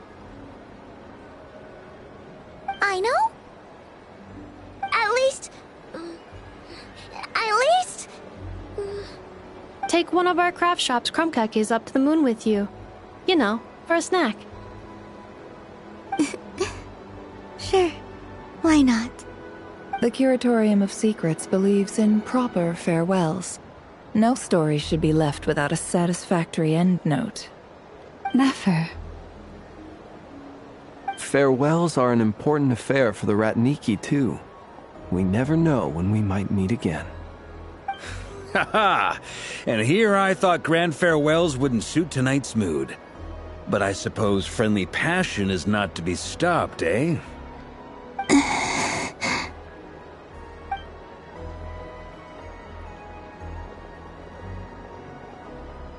We made a little something for you, Columbina. Ta-da! What is it? A Moon Prayer Night greeting card with drawings by all of your friends. You did mention that you'd like a portrait done, so I took the liberty of creating one for you. I, meanwhile, did the portrait of Mr. Albedo, and Mr. Varka did the same for me. I mean, I think my work was pretty true to life, don't you think? The picture of Ashru was my doing. The two of you seem to get along rather well. Wait, was I the only one who did a full body picture? That's so embarrassing. I did pictures of me and Anefa. I did my own portrait and one for Hat Guy. Plus, there's the two mages, Arlecchino and Sandrone. So, if you ever miss us, just flip the card open and we'll all be right there with you. I don't know what to say. Thank you so much, everyone. This whole Moon Prayer Night was more than I could have ever asked for. It is the greatest gift I have ever received. Lauma, I figured it out. Figured what out? Remember how the Frost Moon Scions used to use milk as invisible ink to write hidden messages? That was a very long time ago. Oh, are you saying? Yes. When I miss you all, I shall use moonlight in the same way, to write words that only you can see upon the moon itself. Wow, that sounds lovely. Quite. But how will we see them? Simply open your windows on nights when the moon shines bright, and the moonlight will naturally flow towards the words I have written. That sounds most indeed. Very true to form.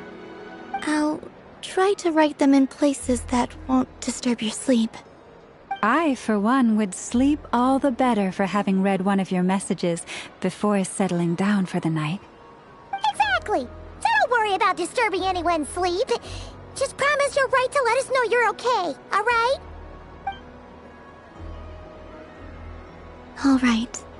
I promise.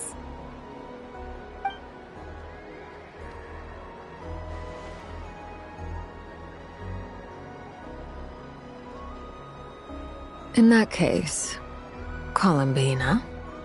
I'm ready.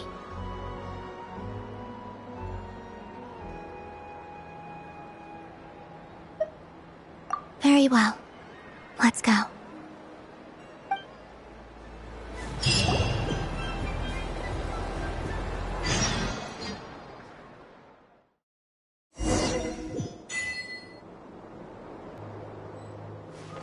In just a few moments, I will be gone. I still don't know what to expect on the moon. Will I really be able to send messages to my friends? The Kuhenki, the animals of Not Cry. I'll never get to see them again. I wonder where I'll be when the next moon prayer night comes.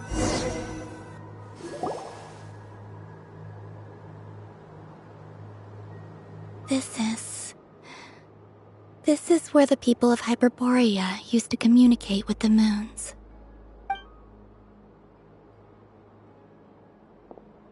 Eternal moon, frost moon, iridescent moon. When the power of all three converge, the gate to the moons shall open. Moon marrow preparations are complete. Only the final step remains. I'm sure Nasha Town is livelier than ever at this moment. Yeah, it's a shame you couldn't be there for it, but it's now or never, right? It's fine.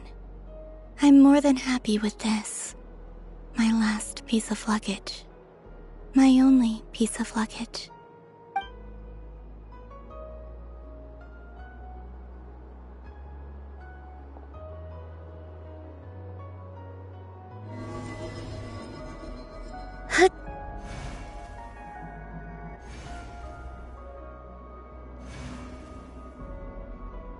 I can already feel the moon calling to me.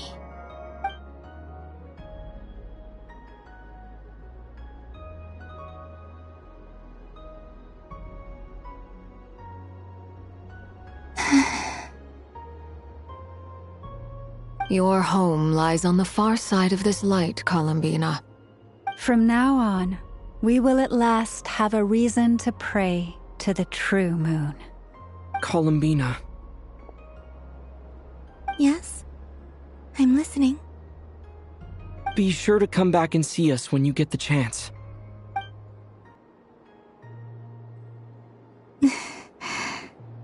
Of course. But if that chance doesn't come, then remember that you have friends on this planet. People who will miss Columbina. Yes, I will. Thank you for everything you've done for me. And remember, come night or day, the moonlight shall always connect us. Well then, farewell, my friends.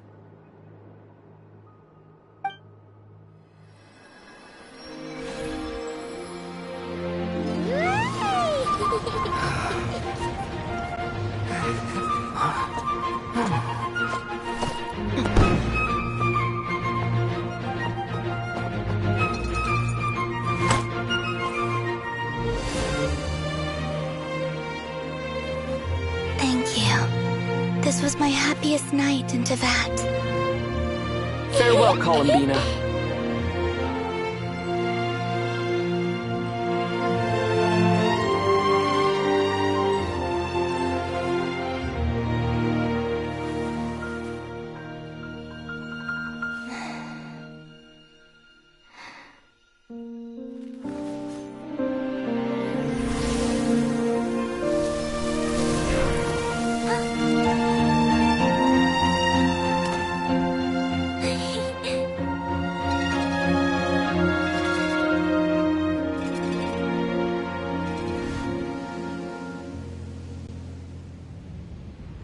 The moon really is closer than ever tonight.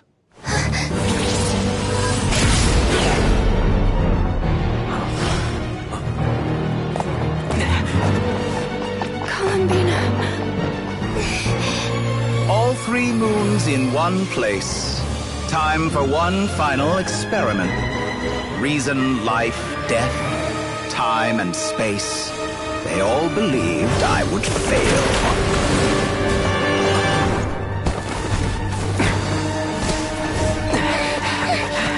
How could this happen? But Tevat's primordial power never did belong to the throne of heaven.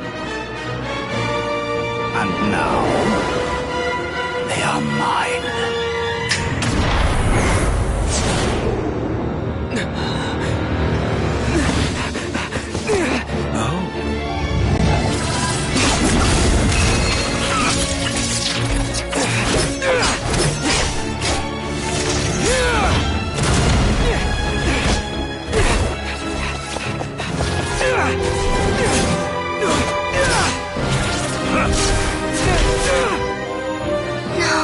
As long as I'm here, the Doctor is free to wield the Three Moons' power.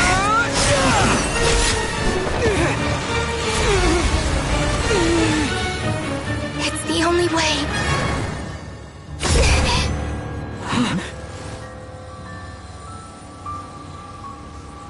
I guess I won't be going home today.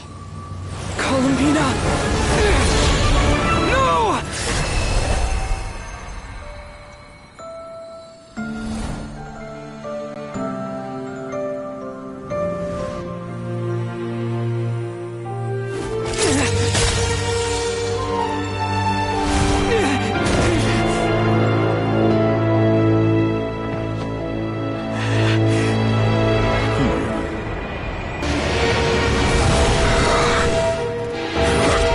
Stubborn world, do not try to control me!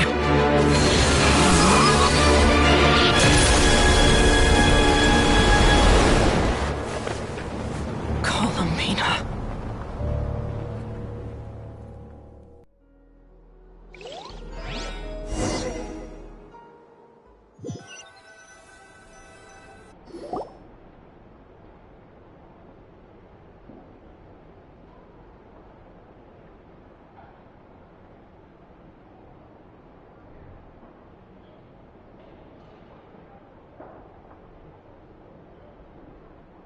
Are you all right? Do your wounds still hurt? I had someone prepare a little medicine that could prove effective. Take it if you need to. In that case, let me relate the contents of the call we made to Alice after the incident occurred. That Dottore is a crafty one. He distracted the Hexenzirkel by creating a huge fuss at Tevat's borders. I'd assumed that the cause was an abyssal intrusion from the outside world, which in fairness is a rather common occurrence.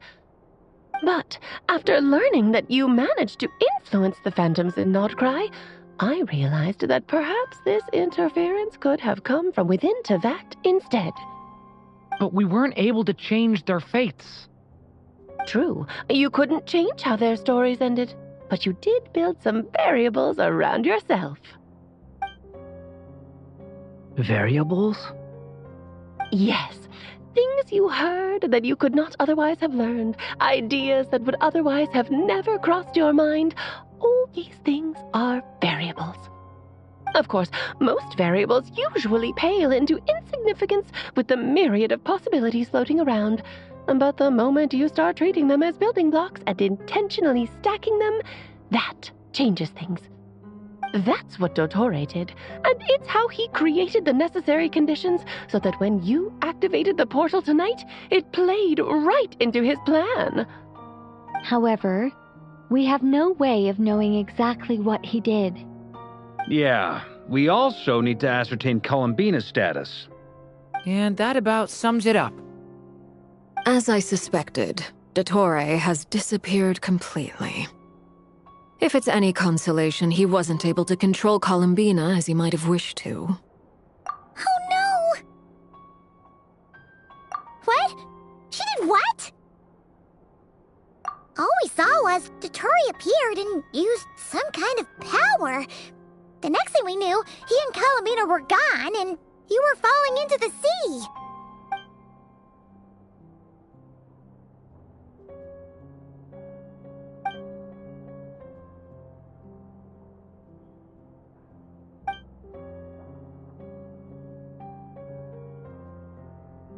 So, Columbina intentionally opened the Moon Gate and escaped into the same mysterious world as Rerir and Thalindis. Sounds like bad news.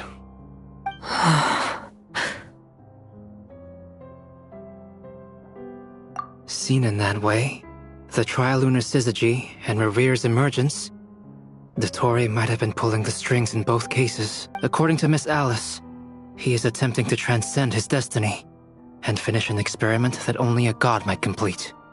An utter lunatic. Wait a sec. Where's Hat Guy? Seems like he'd want to be here for this. He took off with the Dodo communication device after we spoke to Alice. He said he had a hunch that he wanted to investigate by himself. The look on his face was terrifying. I've never seen him like that before.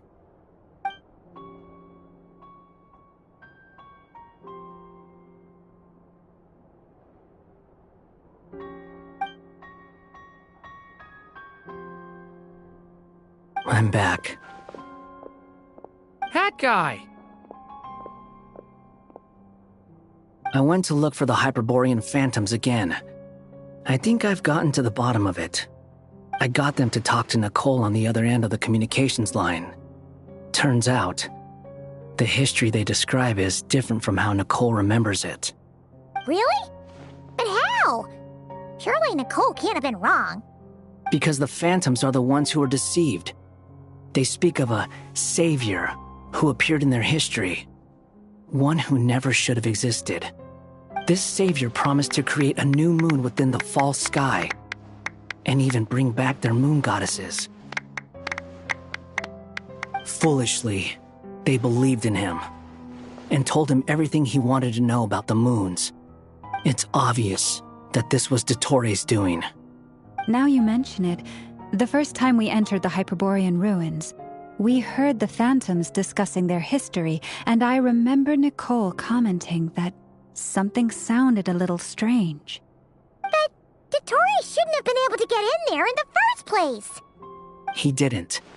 Nicole said that this was an anomalous state triggered by disruptions in the causal connections between phantoms from the same era.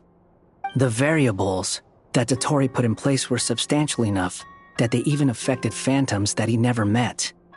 So it's not that their memories were unclear. They'd been tampered with. That's exactly the possibility Dottore was trying to manufacture. He turned these variables into knowledge and engineered the situation so all that knowledge would fall into his hands. Then, he harnessed that knowledge on Moon Prayer Night to truly create a false moon. How is that even possible? To be precise, he exploited a weakness in the way the spell works. The spell senses Kuvaki to detect the moon's location. So, as long as the false moon more strongly resembled a moon than the frost moon beyond the skies, the gate would teleport Columbina to the false moon's location. In other words, to Dottore's side. Once he had her under control, the teleportation spell remained active, and he manipulated her power to seize both moon marrows. At that moment, the moon marrows disappeared right before our eyes. It was already too late, even as we were leaving the ruins. By then, Dottore had already amassed the power of all 3 moons. So, where does that leave us? What do we do now? I'd certainly like to know what Her Majesty thinks, now that the concerns I expressed to her have come to pass. But we cannot simply sit and wait for her to decide the matter. And in any case, it is not the Fatui Harbinger Damselette who sees us as her friends, but rather Columbina Hyposelenia. If, even in such extreme circumstances, Her Majesty will not lift the prohibition on Harbingers drawing steel against one another, then I will do as my heart demands. I will fight as Peruware instead. Oh, Arlecchino! Time is short, so I'll make the first move.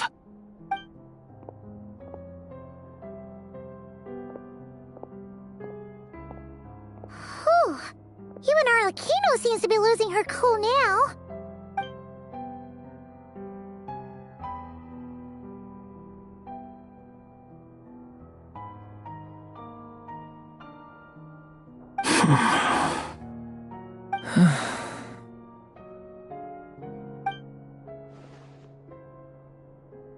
All right. Lose those dejected looks for a moment and let me get a word in. It looks bad, I won't lie. Very bad, in fact. So Dotori's pulled some real dirty tricks to gain the upper hand. For now. And yeah, it's to the point where even the mages say that his variables have affected destiny. I'm not so sure, though. Many have told me that Tevat's destiny is fixed, and that does appear to be the case. Well, what makes Dotori so sure he'll be the exception? And since he was able to stack these variables up, who's to say we can't do the same? You of all people should not be discouraged, traveler from afar. This isn't over yet.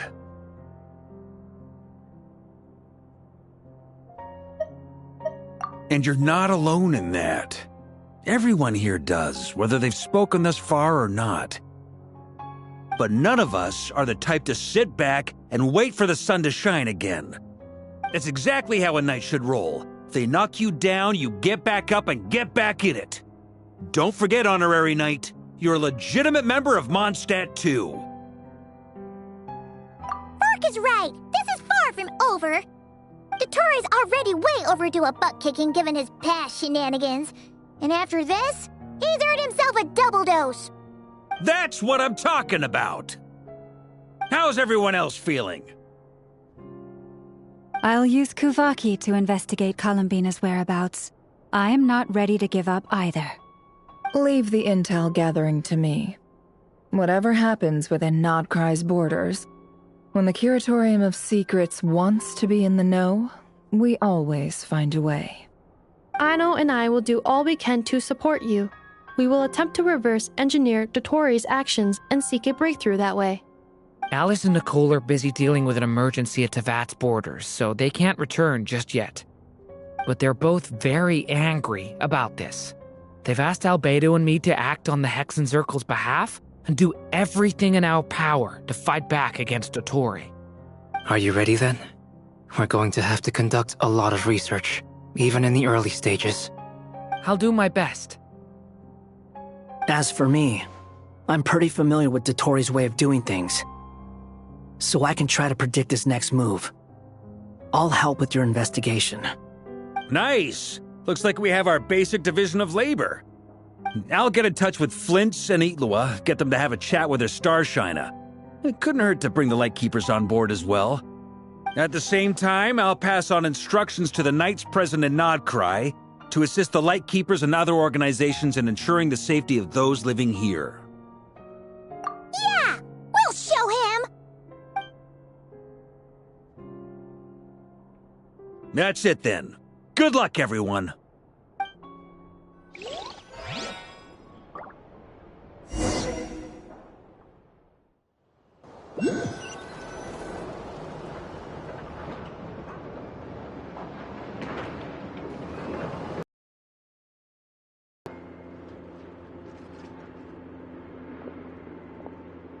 I never thought that Columbina would become my real name.